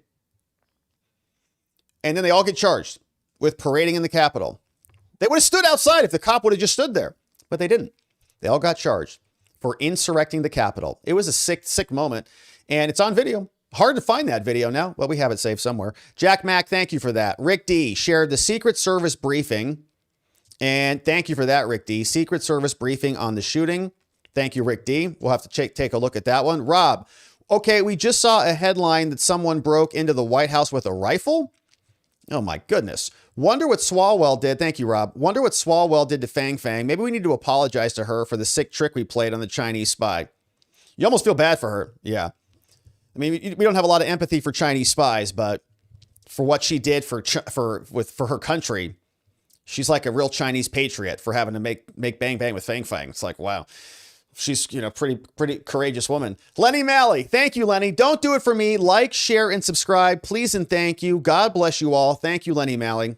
Don't do it for me. Do it for Lenny. Hey, one old guy. Tammy Towers Perry, a former doctor known for her presence at the J6 Capitol riot, fatally shot on her West Seattle porch on October 1 by a private individual serving legal papers, not federal officers. Huh, interesting. Yeah, and I wonder, did anybody, cry about her due process or anything like that? Or any J6ers due process? Did Judge Faruqi make any apologies in relation to that? I don't think so. Thank you, one old guy. Yeah, hey, what's going on? Real Norman Smith, may the 4th be with you, Rob, and with you, Real Norman Smith. I almost said, and with your spirit. Good to see you, Real Norman Smith. Thank you. It is May the 4th, Star Wars Day. We were at yesterday with Joey, Air and Space Museum. It's a great time. Great time. We went to the planetarium. He loved it. Jonah Finn. Thank you, Real Norman Smith. May the 4th be with you also. Jonah Finn. Hey, 6 cop suicides, 6 coroner reports taken as gospel. Yeah, and Brian Sicknick. Remember, they said he was murdered. Brian Sicknick, the Capitol Hill police officer. May he rest in peace. I wish he wasn't dead. But he wasn't killed by the J6ers. That's for sure. He died of natural causes. Even the Capitol Hill police posted about it, still on their website, to my knowledge. He died of natural causes. I wish he didn't die of natural causes, but he wasn't killed or murdered by the J6ers. They held a whole state funeral for the guy. All of it just over-engineered propaganda for the masses. Yeah, so here's the latest from Fox News on the shooting. So man allegedly opens fire on Secret Service near the White House as a child is injured in the chaos. Terrible. Terrible. Prayers up for this kid and their family. We literally just drove by this. Like, it must have happened right after. Secret Service officers shot an armed person Monday near the White House. Shooting happened on 15th Street and Independence Avenue. Literally turned that street so Joey could see the White House. I'm almost positive. A little over half a mile from the White House and close to the Washington Monument.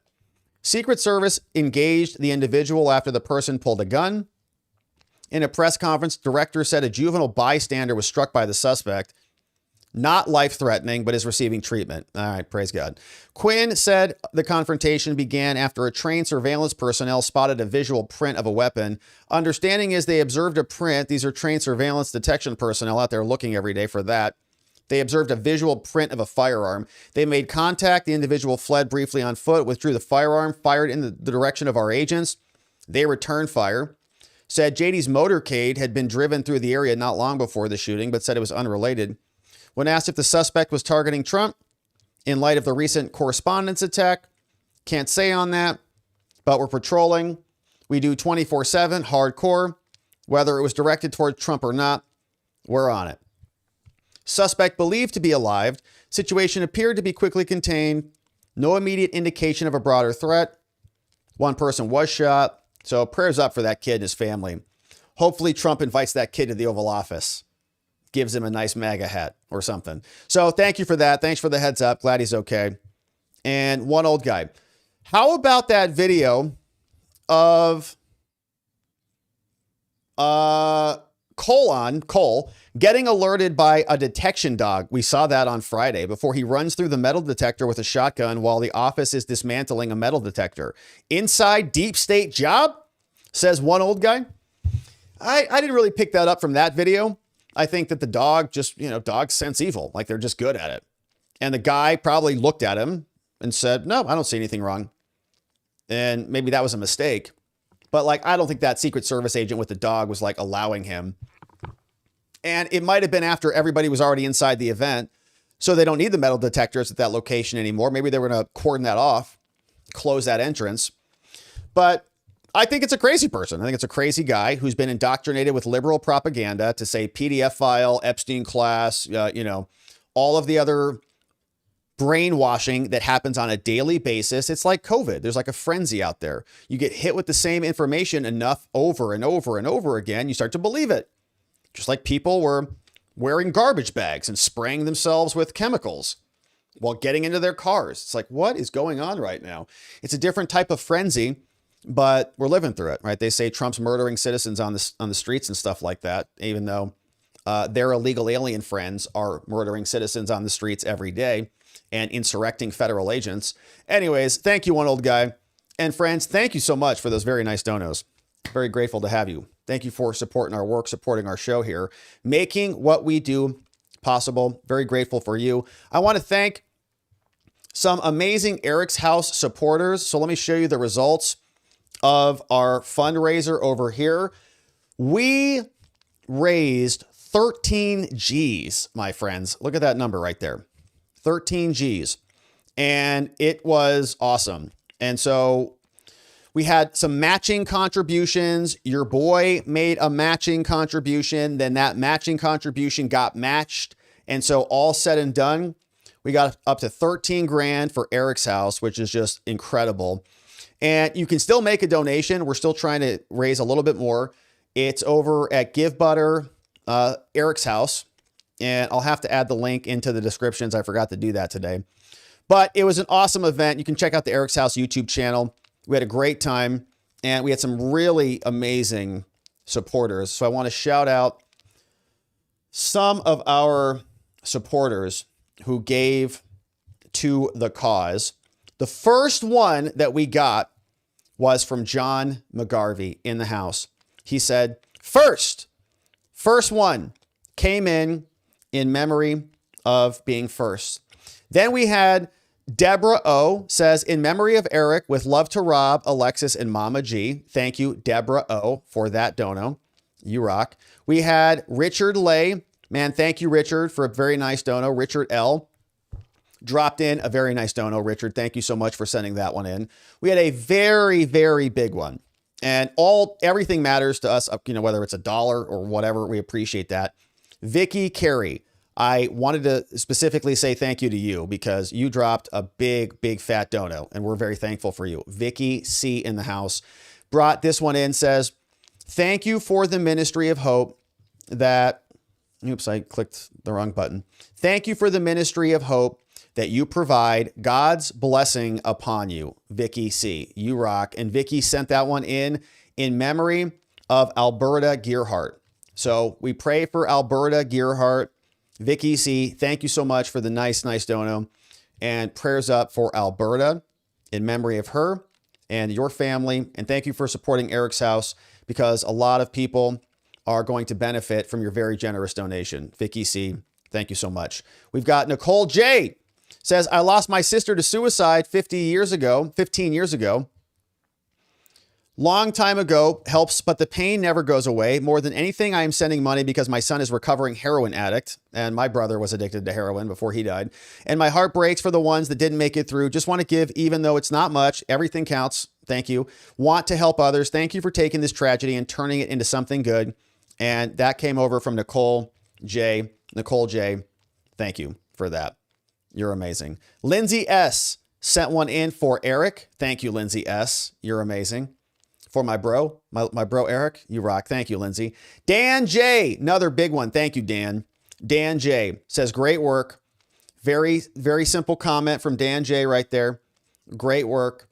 Dan, grateful for you. That's going to go far. It's going to help a lot of people.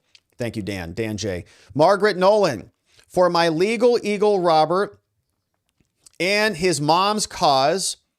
This one comes from Margaret N. Margaret N. Thank you, Margaret. I try to be a legal eagle. Sometimes we land it. Sometimes we're more like a legal blue-footed booby. Sometimes. Or a legal dodo. But thank you, Margaret N, for the dono. Christopher JB in the house. No comments, but Christopher JB, thank you for supporting Eric's House. You're amazing. We got Nathan S. We read this one last week, I believe. Romans 12:15-16. Not being arrogant and supporting each other. Nathan S., thank you so much for that one. Cindy Collins sent in a nice one. Said this one, giving in honor of my husband that took his life in 2018 after a severe work injury. Sorry about that. Man, terrible. I'm very sorry for the loss of your brother. May he rest in peace. Great way to honor his life by organizing this much needed organization. My thoughts and prayers to you all, courtesy of Cindy C. in the house. Thank you, Cindy. Very nice of you. We appreciate you. Very sorry for your loss, but glad you're here. Hopefully you got to join us on the event. Anna H. Thank you, Anna H. One love, baby boy. And I forgot to mention, Cindy C. sent this one in honor of Brent Collins. May he rest in peace up there in heaven with my bro. And in honor of Kevin, man, this one came in. One love, baby boy, from Anna H. Thank you, Anna. And may we remember Kevin. Thank you for supporting his memory and supporting Eric's house. We got Brad T. Thank you, Brad, for the nice dono. You're amazing. Jack M. Thank you, Jack. You are also amazing. In honor of PTSD, which is very common, and it would be very nice to eliminate that as well. Jack M., thank you. We got Yelena Ruzin, and I think we'll pause here. We'll come back. That was all on the first day. So Yelena R., thank you for that one. And no comments on that one, but very nice of you to send that one in. And so, friends, that's just from one day. And so we'll come back tomorrow and we'll say thank you to our friends who donated the following day on May 1. But it was just an awesome, awesome day. Actually, April 30th. We'll pick up tomorrow with April 30th. So just amazing. Thank you so much for supporting Eric's house. All of it is a nonprofit. All of it's tax deductible. And we'll be sure to add the links to the description in case you want to send a little bit more love over there. But friends, it has been a beautiful stream. So thank you for letting me say thank you to our friends out there. We love our Watcher fam. You guys are just awesome. Thank you for showing up. And thank you for being in the chat and hanging with us on Saturday. We had a great time. All right, so any comments on X before we close it out? Neuro D, thank you for sharing our locals community. And so members, stick around. We'll do a debrief here, hang out for a little bit. And then tomorrow we'll be back. We'll get on track with our members only morning streams now that our family vacation has come to a close. So thank you, Neuro D. You can join up on locals. You can join up on YouTube. And if you're on YouTube as a member, stick around. It should auto-magically transfer you over. And then we'll see you very soon. Hey, one more from one old guy. Dogs alert gives officer probable cause to search. Come on, bro. Vigilance is not there in that vid. Yeah, but negligence doesn't make it an inside job. Like, I agree with you. He probably should have. That dog was triggering on something. But I think your argument was it was an inside job. So you come on, bro. Then put it in the big picture with all the other attempts. It's connected. Yeah, it could be. It could be. I don't know. I still have a lot of questions about Butler, to be honest with you. What happened there? And why do we know virtually nothing about that? And it's just, he's dead. So stop talking about it. So I do have questions about it, but I don't know. I mean, I think the dog not triggering was probably just negligence. He's probably just, whatever. Yeah, there's nothing here. And just moved on. I don't think that alone in this one is evidence that he was inside. Like, you think he's a part of the inside job? Think it was a stand down order? Let this maniac get through. I don't know, maybe. Hey, Dog Digger, just made my dono, had to wait for a new card. Amazing, Dog Digger. Thank you for supporting Eric's house. You rock. Yeah, and I forgot to put the links in there, but we also have a bidding website. Like, you can bid on like 100 different items, and that also supports Eric's house. So you can get something cool, and your contribution will go towards Eric's house. So I'll put those links in the description. And then if you're watching this on replay and want to support Eric's house, we'll continue to say thank you. I just want to kind of, space it out a little bit. But friends, it's been a beautiful day, and we'll pause here for the evening. Before we close it out, big thanks to our amazing mods and meme smiths, and Dog Digger, thank you for donating to Eric's house. We got Donut Mind Me. We got Muffin Rando. We got John in the house.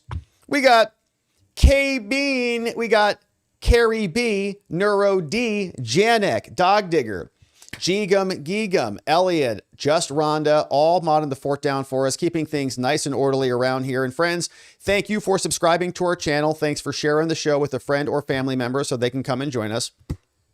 If you're on YouTube, stick around. Locals, hang tight. And we'll see you in just a little bit.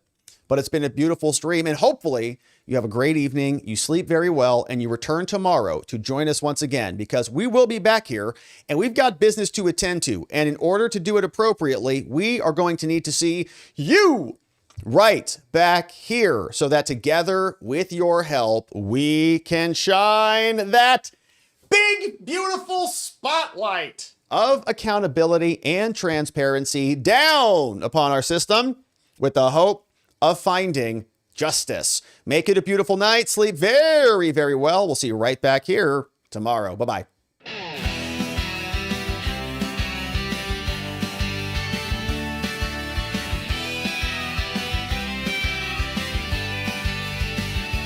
Thanks for watching, my beautiful friends. Now it's that time where the stream must end. You brought the heat with every chat and line. Together we expose corruption. One more time we dove in the truth where the media hides. Lit up the lies with receipts on all sides. The fight isn't over, but we made them sweat. We ain't done yet, no, not just yet. Because together we are watching the watchers. Truth on our side. Watching the watchers. We won't be denied. Watching the watchers. Eyes open wide. Fighting for freedom with nothing to hide.